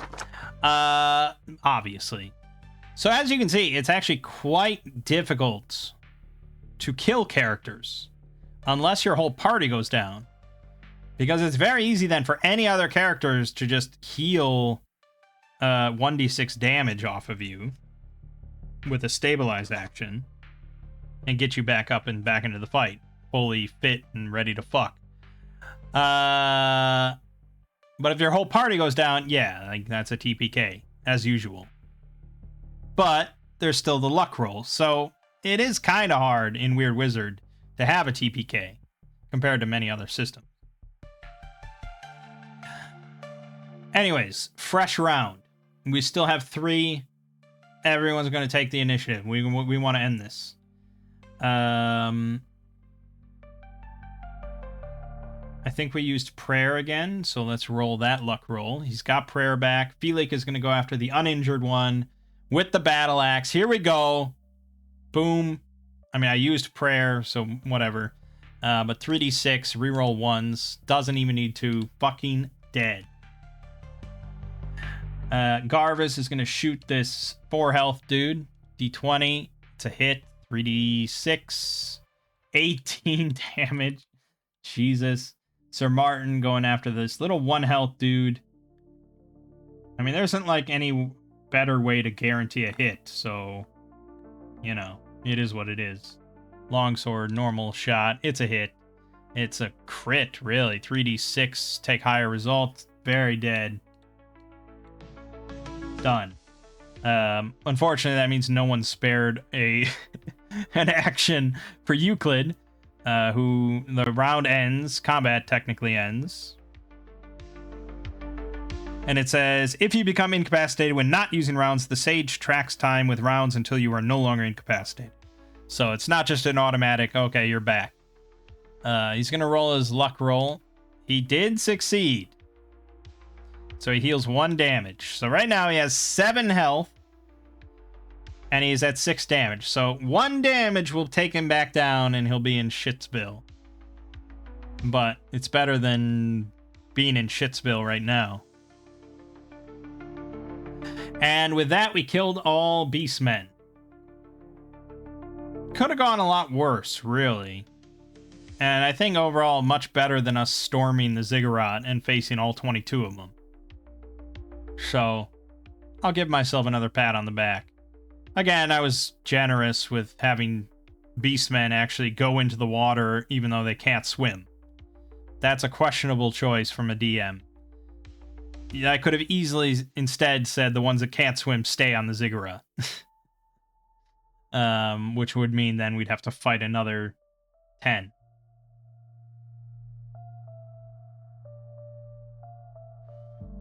But anyways, we're not done yet.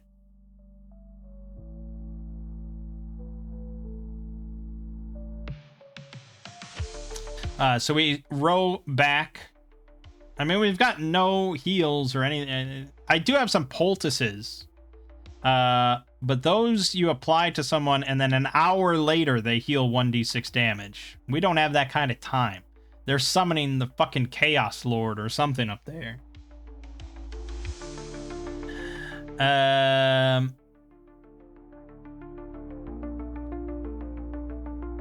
So we row back, we get off, we start climbing the Ziggurat. Eyes up top.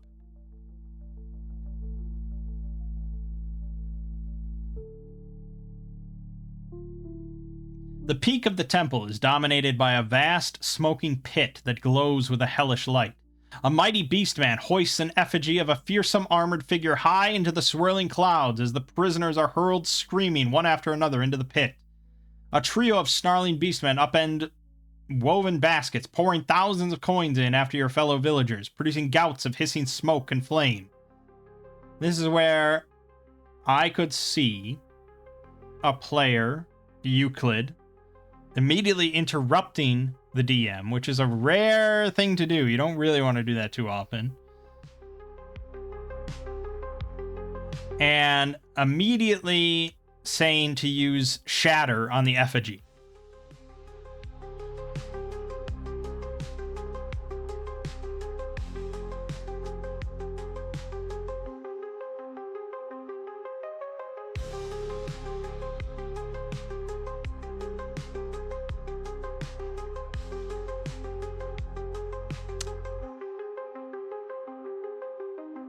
It's one of those things where I'd have to sit here and ponder if I would even think to do it.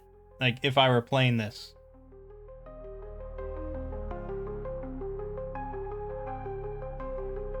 If my only character was Euclid, right? And I'm sitting here the whole time and I'm like, okay, I got 2 big one-time use spells. Wall of Radiance and Shatter.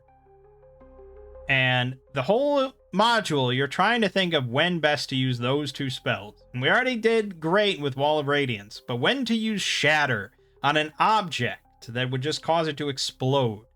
And then suddenly you reach here, the peak of the Ziggurat right at the end, and the DM mentions that a mighty beastman is holding up an effigy high above the swirling clouds. It just seems like, that's gotta be the fucking moment, right? That's an interrupt the DM kind of moment. Clearly they're doing some sort of ritual. And he's holding up an effigy of a fearsome armored figure. This is an object that we would probably like to destroy. So, fuck it. I'm interrupting myself. Because I think this is awesome. That's why. And we're going to use Shatter on this effigy. And I'm going to use my mage implement to cast this with a boon. So we make an intellect roll. Loses 4d6 health on a success, 8d6 on a crit.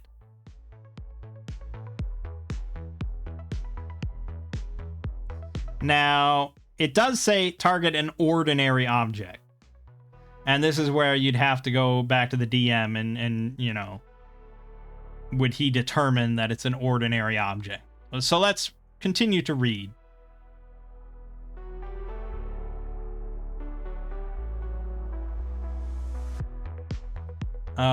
And as we read here, the beastmen on the ramp actually are not fighting to kill, but they actually want to seize the PCs and bear them to the pit to hurl them into the flames.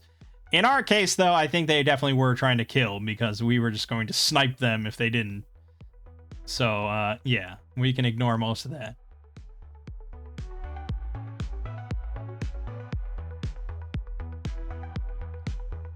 The shaman and his acolytes understand the gravity of the PC's presence and fight to kill. If the PCs reach the peak of the ziggurat, the shaman howls to the darkness above and pitches the Chaos Lord's effigy into the pit.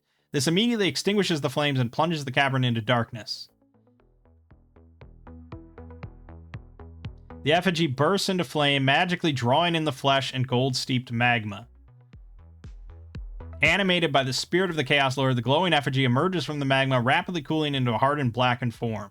One round later, the rock crush shatters, revealing the fully armored body of the Chaos Lord, a hellish, horned humanoid with a single cyclopean eye that blazes with infernal light.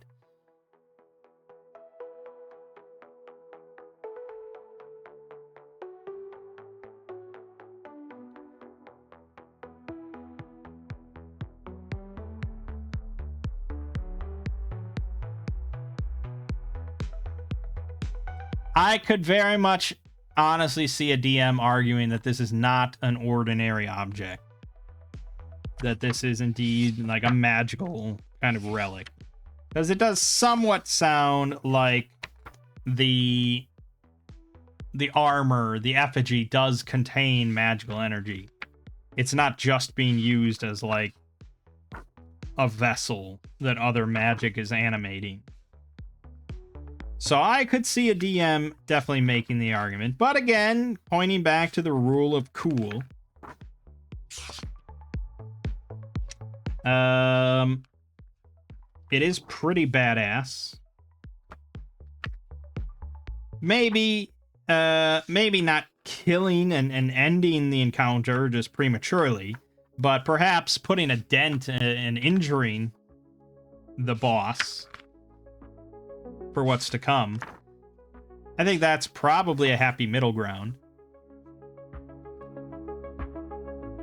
Again, like I point to just DMing from my family, and if they happen to think of this in the moment and how awesome they think it would be.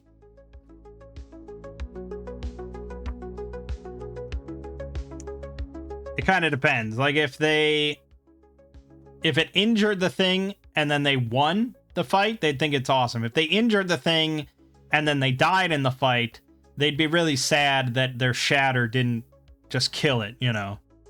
Like, oh, I wish it just would have exploded and then when it wouldn't, blah, blah, blah, it would have died. Like, yeah, wouldn't that be great? I'm trying to just find it. Somewhere in here, it defined what an ordinary object is, but now I can't find it anywhere. So, I guess whatever. It's not important. Not important at all. You know, it's like one of these tiny little footnotes in the middle of some other random page telling you what an ordinary object is, or what ordinary means. It could be anywhere in this book. This is why people use PDFs. Control F. Where's my Control F in real life?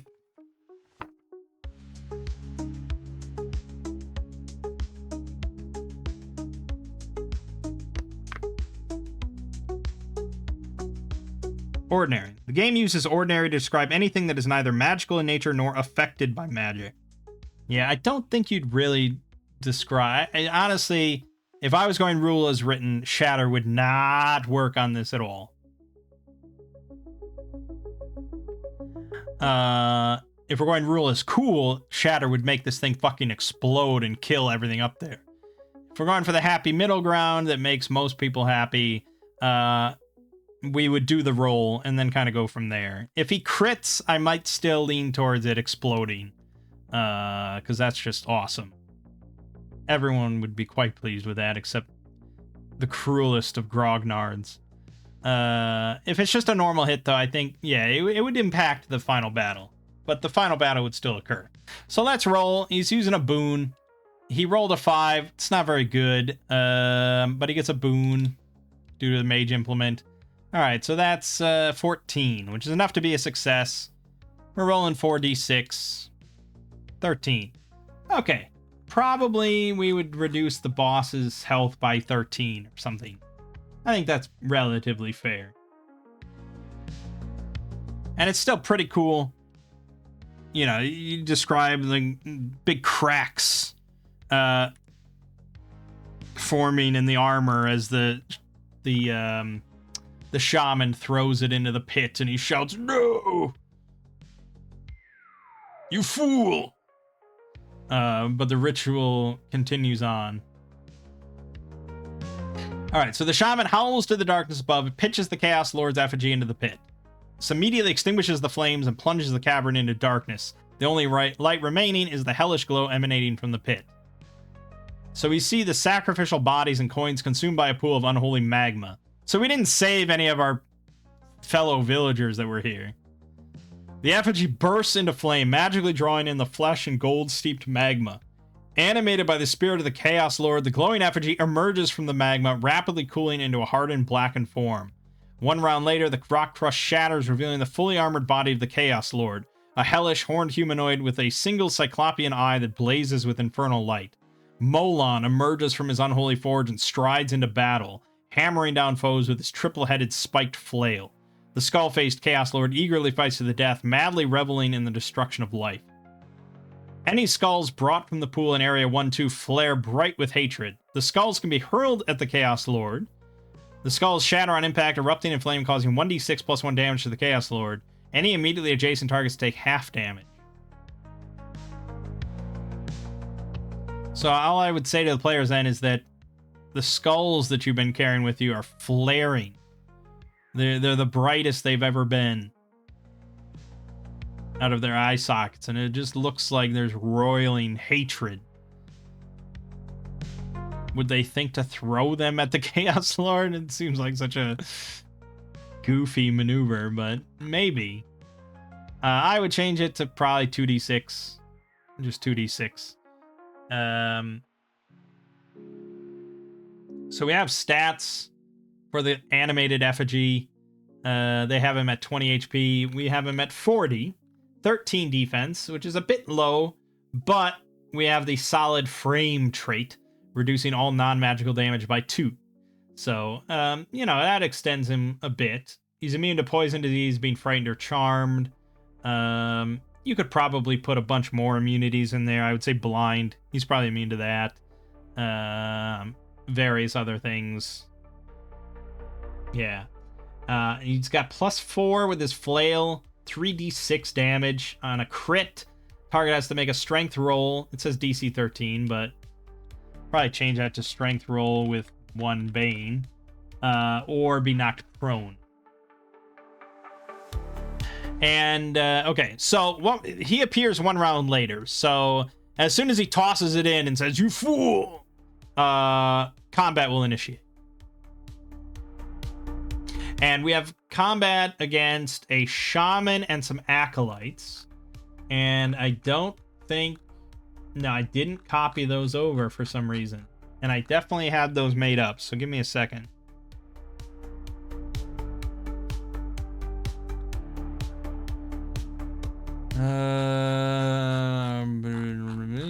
Back on the shaman.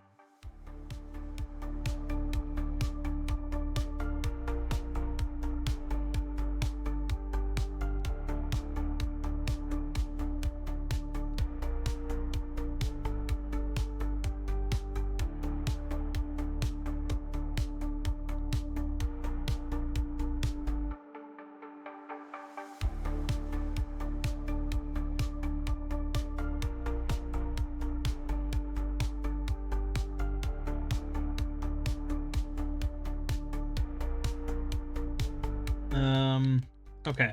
Need to make some slight adjustments there. Alright, so the shaman, difficulty 2, 20 health, 10 defense still. It's unarmored. He's got the ritual leader. Allies within 5 yards roll attack rolls with 1 boon. He's got a claw attack, pretty basic. Actually just change that to a D6. ChatGPT tended to want to use like D&D stuff of D4s, but we try to stick to D6s. And he also has Channel Flame.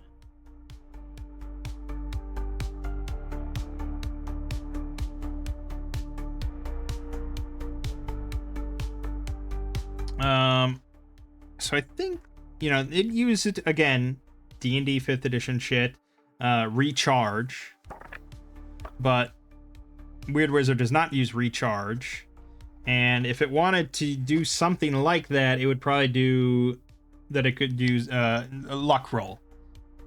You after you use this, you lose access to a luck end. It would probably be the same thing.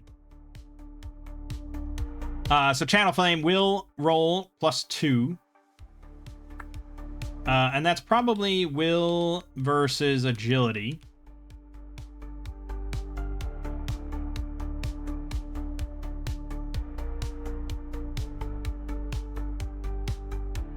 No, how would you do that? Hold on, let me find some sort of rough equivalent spell of just like kind of a cone-based AoE. Let me look in Pyromancy.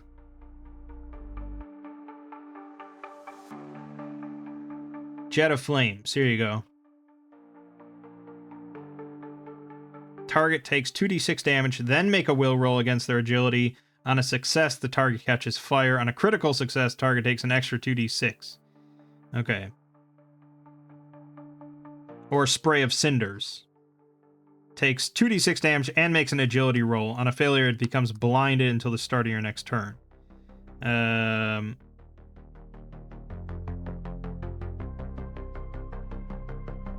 Or here, Eruption is an expert spell, but a target... Okay, so when you cast it, a target creature makes an agility roll with 1 Bane. On a failure, taking 3d6 damage. So if it succeeds, it takes no damage.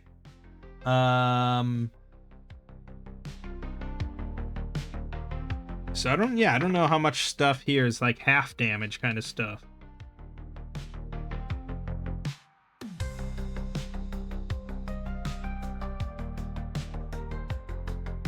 Usually it's like full damage or no damage.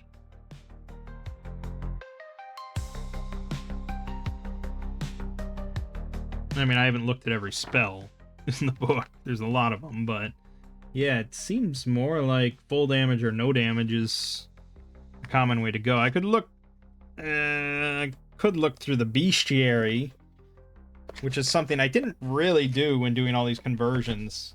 That's what they often recommend you do, is finding just rough equivalents and maybe just reflavoring them or changing some aspect to make it fit. But I didn't really do that. But yeah, there's probably something in here that has like a cone-based attack. But I don't know if I want to sit here now and go through this. That would take a while.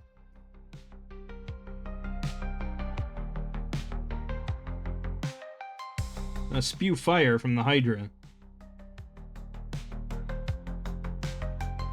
Yeah, they often... I don't know how much cone shit they kind of do, really. It's often just like you're targeting creatures within a space or within an area. Maybe Pyromancy had... Let's see, Jet of Flames. I mean, that really sounds like Burning Hands, but it's just targeting one creature within 15 yards. Spray of Cinders, but that's a reaction. Eruption is up to 3 creatures within 5 yards. Fireball is a size 5 space within 30. Wall of Fire, one size 10 space within 15. Yeah, actually, I don't know if they do any cones. So this might be... This whole ability might not be in line with what they consider. So Spew Fire. Hydra head spews a stream of fire. target one creature within 50 yards.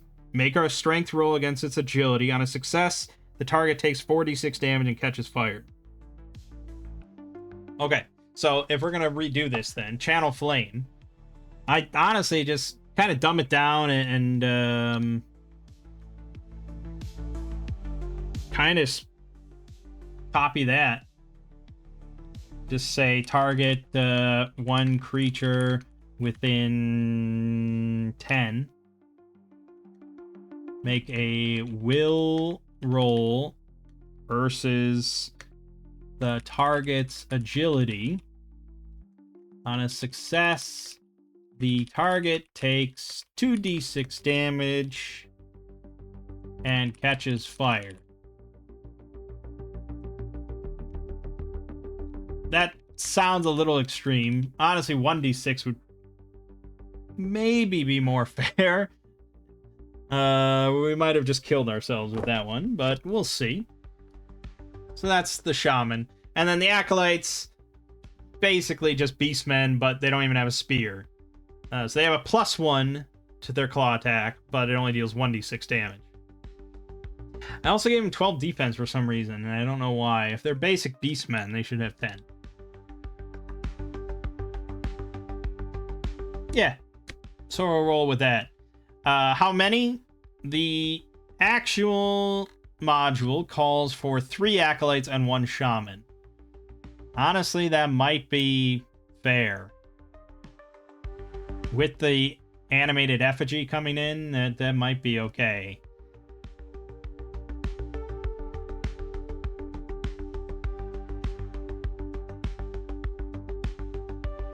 We'll make it 4. We'll make it 4 Acolytes. BA1, BA2, BA Baracus, BA4. Okay. Combat starts. Everyone taking the initiative. Of course, we want to slaughter them. Put them to the sword. Euclid wants to destroy that shaman as quickly as possible. So we're going to go with Scorching Ray. Yeah, Scorching Ray. Will roll 1 boon versus his agility, which is 10. Should be pretty good. It's already a hit. Ooh, crit. Yes, crit. So he catches fire even if he doesn't die, but he'll die. He didn't die. He didn't die. Okay, he's at half health.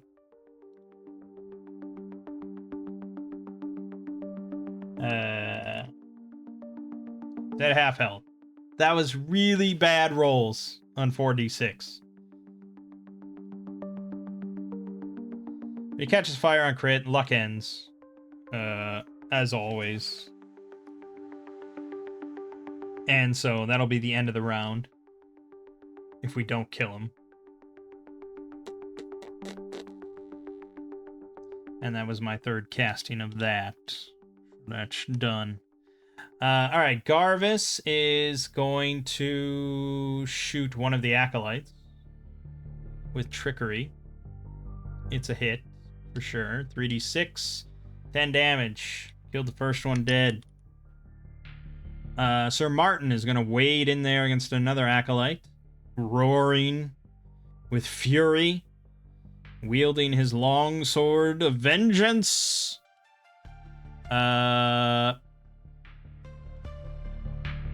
15, no, not a crit, so 2d6, 7 damage. Not quite good enough. And Felix will do the same with his battle axe, with prayers. Prayers abundant. 15, yeah, okay, so 19 total. 3d6, rerolling 1s. So that would be 12 damage. Dead. We've got 2 Acolytes left. Shaman at half health. And it's all their turns. So, one of the Acolytes attacking Sir Martin. The +1 with a boon because the Shaman is still alive. Ooh, 20. Doesn't matter, it's a hit, but yeah. 1d6 damage, 6 damage. Ugh, that hurts, but he's still up. Second Acolyte attacking Felix. Also with a boon. Okay, 1 and 1. Lowest possible result. 3. That's a miss. And then the Shaman. The Shaman is definitely going to Channel Flame and attack Euclid. I mean, it just makes the most sense. He just blasted him with Scorching Ray and set him on fire. So that should happen. You'd think being on fire would impact your, like, ability to concentrate and do battle and stuff. But it doesn't mention that at all. So, yeah, you're just on fire. So he's going to use Channel Flame against Euclid.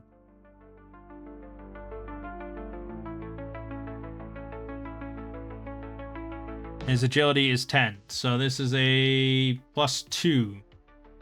So he's got, you know, what, a 65% chance of success? He failed. Just barely.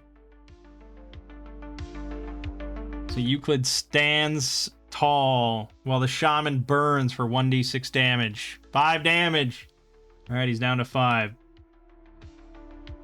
Okay, start of the second round. The Chaos Lord animated effigy bursts out from the pit.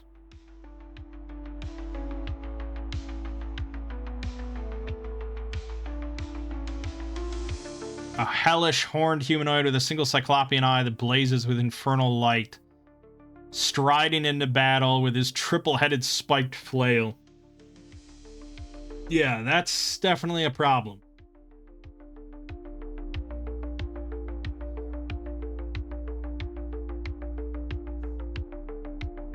Okay. I'm gonna do the luck roll for prayer. Prayer is back. I'll do the luck roll for the Shaman on fire. He is no longer on fire.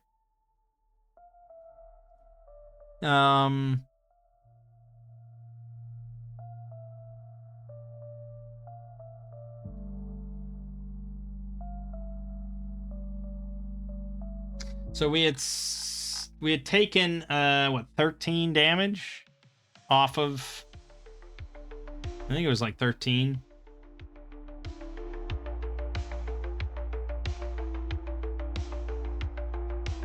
Yeah, it was something like, we'll say 13. So we took 13 damage off of his health pool. Effigy, he's at 27 going into battle. Still pretty fearsome, especially with the solid frame effect. I still think we probably want everyone to take initiative to clear up all the rest of this garbage before we get to the effigy.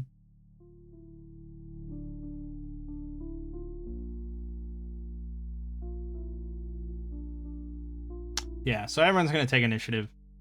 We're going to have Sir Martin attack this 3 health dude. Barely hit 10, but that's good enough. 2d6, 10 damage, dead. Felix is going to attack the other one, the 4th one. He hits 3d6, reroll 1s. Okay, reroll both of those ones. Perfect. So he did 17 damage, dead. Garvis is going to shoot the Shaman with a boon. Doesn't matter. He hits 3d6. No way. No way! 1, 2, 1? No! Oh, this is bad.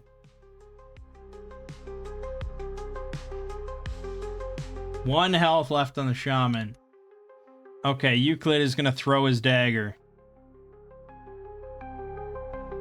With Felix Prayer, because I didn't even use Felix Prayer. I didn't mention it. I didn't say I was using it. It wasn't used. Swear to you. I would have said it. But, you know, if he had failed his attack roll, I would have said, oh, you know, I used prayer, by the way. Shut up. Throwing the dagger with prayer. 14. Didn't even need the prayer. It's irrelevant. Irrelevant to our discussion. Don't worry about it. Alright, he throws his dagger, 1d6. Doesn't matter, he only has to do 1 damage. Right into the shaman's heart. And he falls into the pit. Screaming. Okay, good. Except now the effigy goes. And is going to fuck. He's gonna fuck good. Who's up front? Probably Sir Martin, but we'll be a little nice today and say Felix up front. And he's gonna use his flail smash on him. This is +4 to the roll. 16 is a hit for 3d6 damage. 7. And he's at half health. He's injured. Injured doesn't mean anything in this game. I think in Demon Lord it actually applies a bane to everything you do. But they must have found that that never gets tracked or is just really shitty. Because I know we never kept track of that. So, yeah. For now, injured doesn't mean anything unless a spell or an effect says that it does. But yeah, there you go. That hurts. And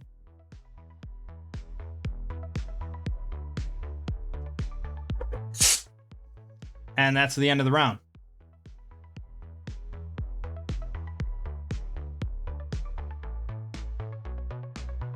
Honestly, we're not going to really kill it. So there isn't really much point in taking the initiative. We're not going to put it down. And I'd rather everyone has a reaction just in case. It's mostly going to be Felix wanting a reaction for dodging. Someone could take the initiative to hinder him. That could also help quite a bit. But Felix dodging is basically the same thing. So, Euclid could take the initiative to put weakened on him, which might also be good. Yeah, because then he's going to attack with 1 Bane as well. So, alright, Euclid will take the initiative and cast Bane. We didn't put that he's immune to weakened, so he's not immune to weakened. He's weakened, luck ends. He's going to go. He's going to attack Felix again with a second flail smash. Now with a Bane. And he misses. I would have dodged as well. So 2 Banes. But yeah, that's good. And now the rest of us get to go. So Garvis is going to take his shot. Fucking failure. Guaranteed. Yeah, no way he's climbing out of that. Felix will go. I used prayer, but I have prayer again. So now Felix is going to attack with his battle axe with prayer. 12, 15, 20. That is a crit, but it doesn't mean anything. So 3d6, reroll 1s. 10 damage. It reduces it by 2, but it's still pretty good. He's down to 19. And Sir Martin will step up, swing his longsword. Honestly, you probably could put half damage from slashing and piercing, because he's just like solid armor, or so, I don't know what he is. He's hardened, blackened formed, fully armored body of the Chaos Lord. He's probably pretty tough, but in DCC he only has an AC of 13, which is slightly higher than the Acolytes. So yeah, I guess he's not super durable. All right, Sir Martin swinging his longsword with a boon. Good boon. So that's 13, and that is just barely enough to hit. 2d6, 5 damage, so 3 damage. All right, that's the round. Now we are within vicinity of possibly killing him. So everyone's going to take the initiative. We're going all out. Let's do the prayer roll. He does not have access to prayer. Unfortunately, I should have used pain, or I should have used Lesser Ruin. Oh no, Lesser Ruin works. Pain does not work because he's not flesh and blood. So forget I did that. Well, I did it. I just wasted a turn. He's not weakened. All right. We're going to use Lesser Ruin. 3d6 damage straight up. No ifs, ands, or buts. 11 damage. This guy's going to be toast. And there you go. We used every last one of Euclid's spells throughout this adventure. Good. Perfect. All right. Felik, Battle Axe, no prayer, just straight up +3 on the roll. It's a hit. 3d6. Oh, he's dead. Destroyed. Boom. DED, dead. The body of the Chaos Lord dissolves back into magma, the Chaos Lord's spirit unable to sustain its hold on its physical form. The flail and the demon armor fall to the ground, the sole remnants of their fallen master. If the PCs take up either the flail or the armor within 5 rounds, the magma surges back to life with unholy fury, forming a pillar of flaming brilliance. The magma lashes out at any PC within 10 feet. But even the Chaos Lord's hatred cannot sustain this form for long. Regardless of whether the PC deal it damage or not, the pillar collapses back into formlessness on the 3rd round, never to rise again. Okay.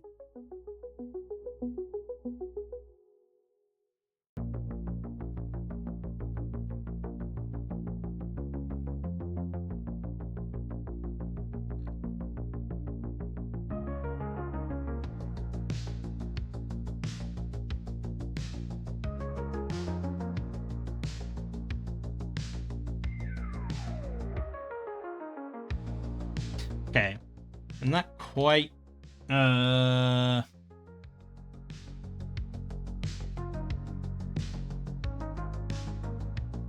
not quite sure how to run this.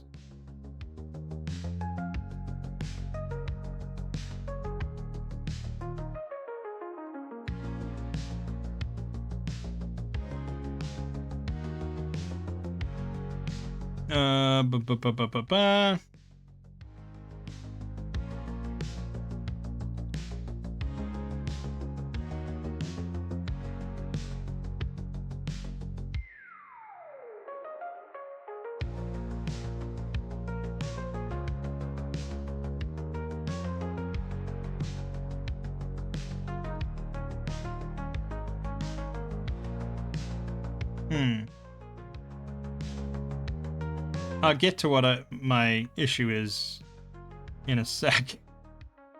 Just trying to,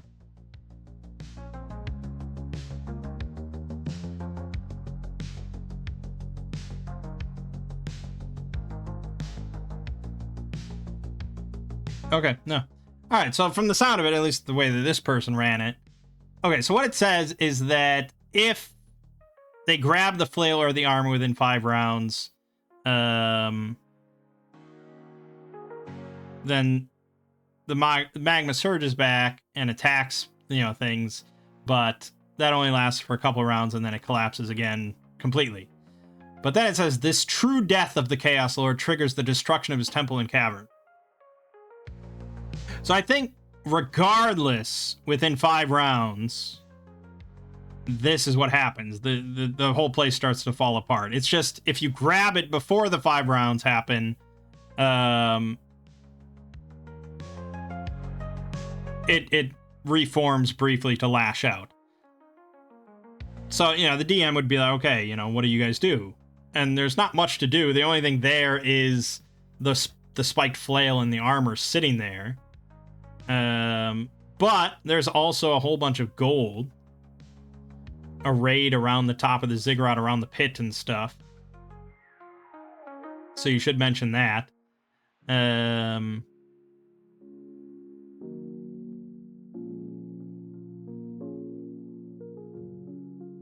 I could definitely see some characters grabbing the flail and the armor.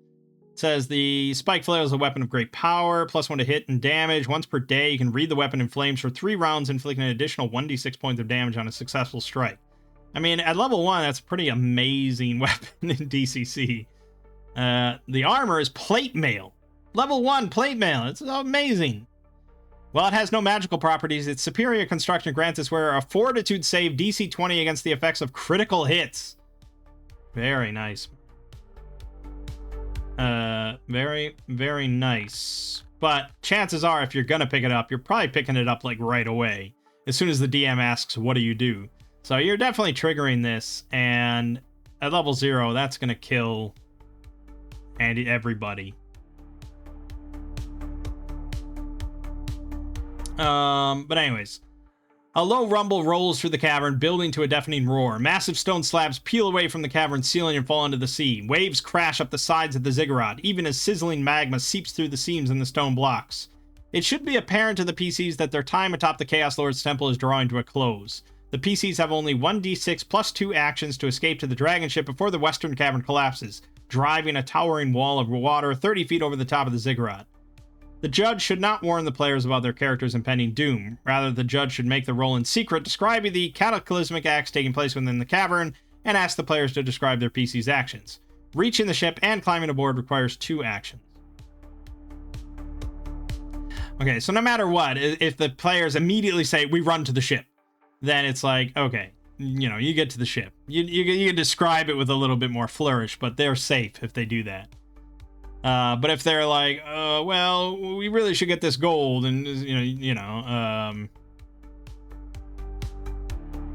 because it says you can get 1d20 gold pieces and 2d20 silver pieces per action, so there's just a whole shit ton of coins that you can start scooping up, but you'll probably die at that rate. Okay. When the roaring wave engulfs the ziggurat, those aboard the ship are swept towards Area 1-6, and all others perish amid the dark waters. Characters that fail to reach the ship in time can attempt a final DC 17 luck check to pull themselves aboard. I think maybe I did that wrong then, because that should be really unlikely.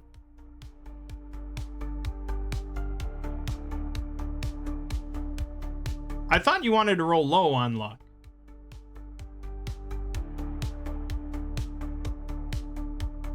I don't know. I mean, we're not playing DCC, so it doesn't matter. But I feel like that should be fairly unlikely in DCC. Anyways. 1-6. The towering wave propels you with terrifying speed towards the distant cavern wall. Ahead, through a sea of towering white caps and the debris of falling boulders, you spy the mouth of a narrow cave. The dragon-prowed ship rides down the crest of the giant wave and shoots into the rocky maw, the howling surf crashing all around you. The ending of the adventure and the start of the next is entirely up to the judge. Area 1-6 can open into an above-ground river, seated deep in the base of a ravine, or plunge the PCs deeper beneath the surface of the earth. The former allows the PCs to return to their home village, lick their wounds, and consider the next quest. Alright, and that's it. And then there's the summoning pits. This is a new addition to the adventure. This is Area H, which can be encountered as the adventurers progress along the ramparts toward Area 1-2 in the original adventure.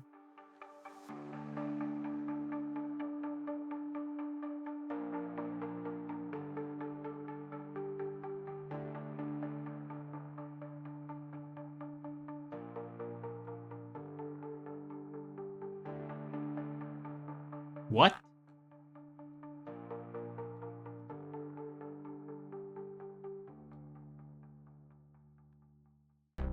Area H? This is Area H. What are you talking about? This is a part of it? What? Ramparts?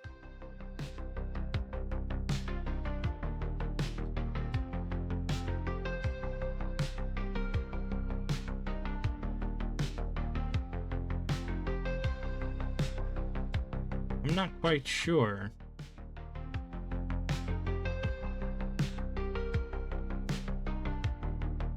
I don't know, it's like a whole extra addition to the whole thing, or... I don't know.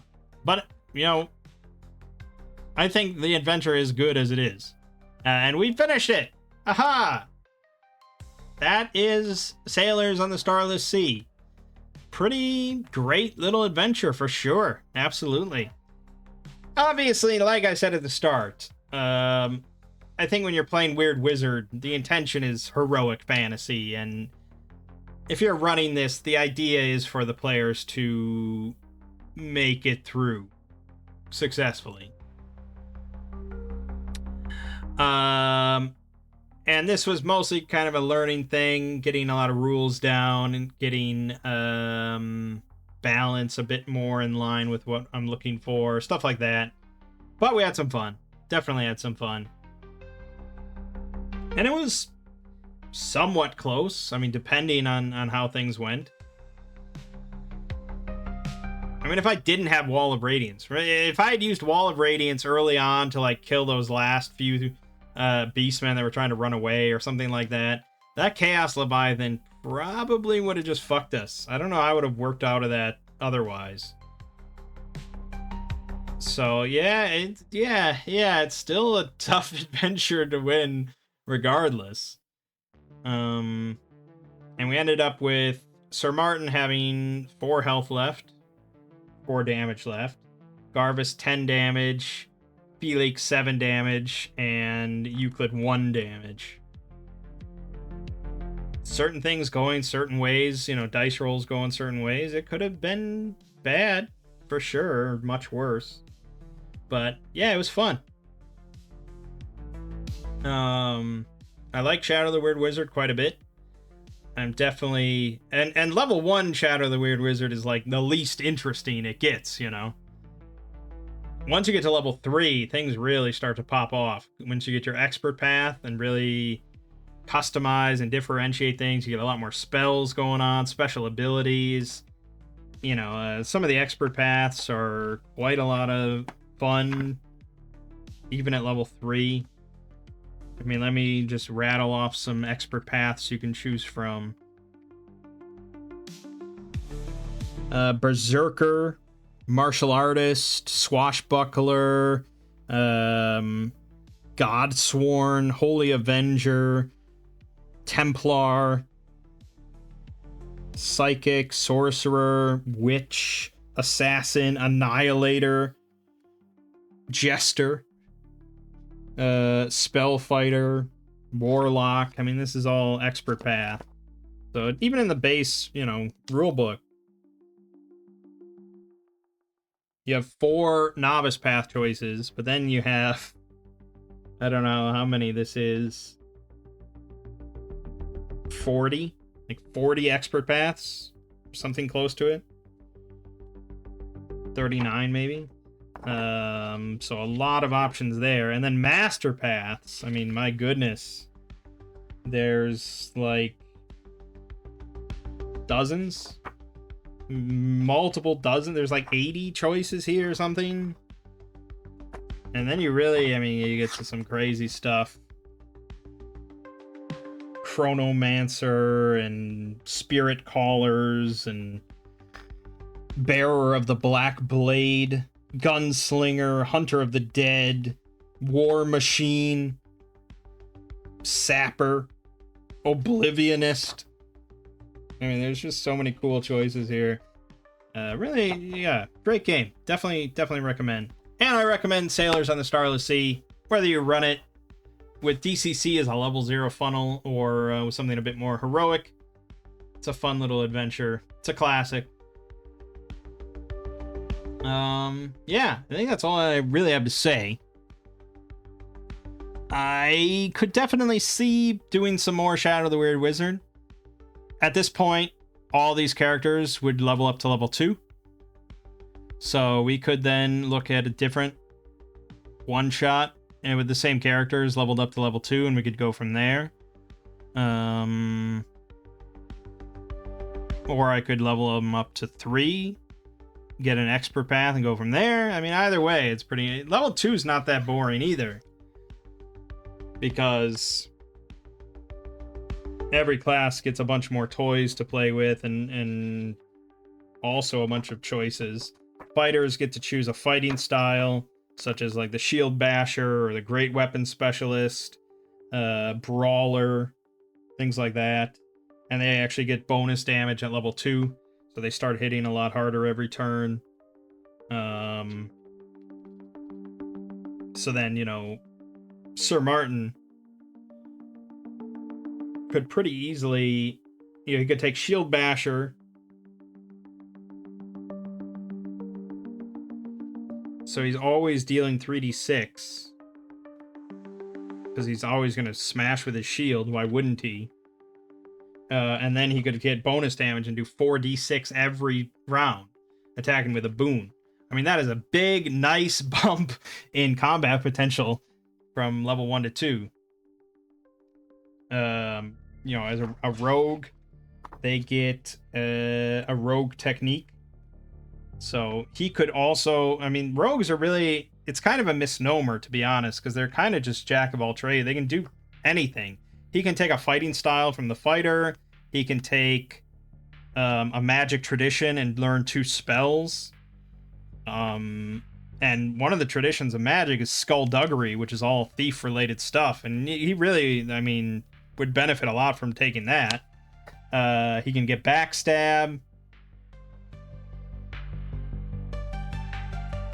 A bunch of choices there. And then obviously mages, priests. Priests finally get actual spells, but they also get bonus damage.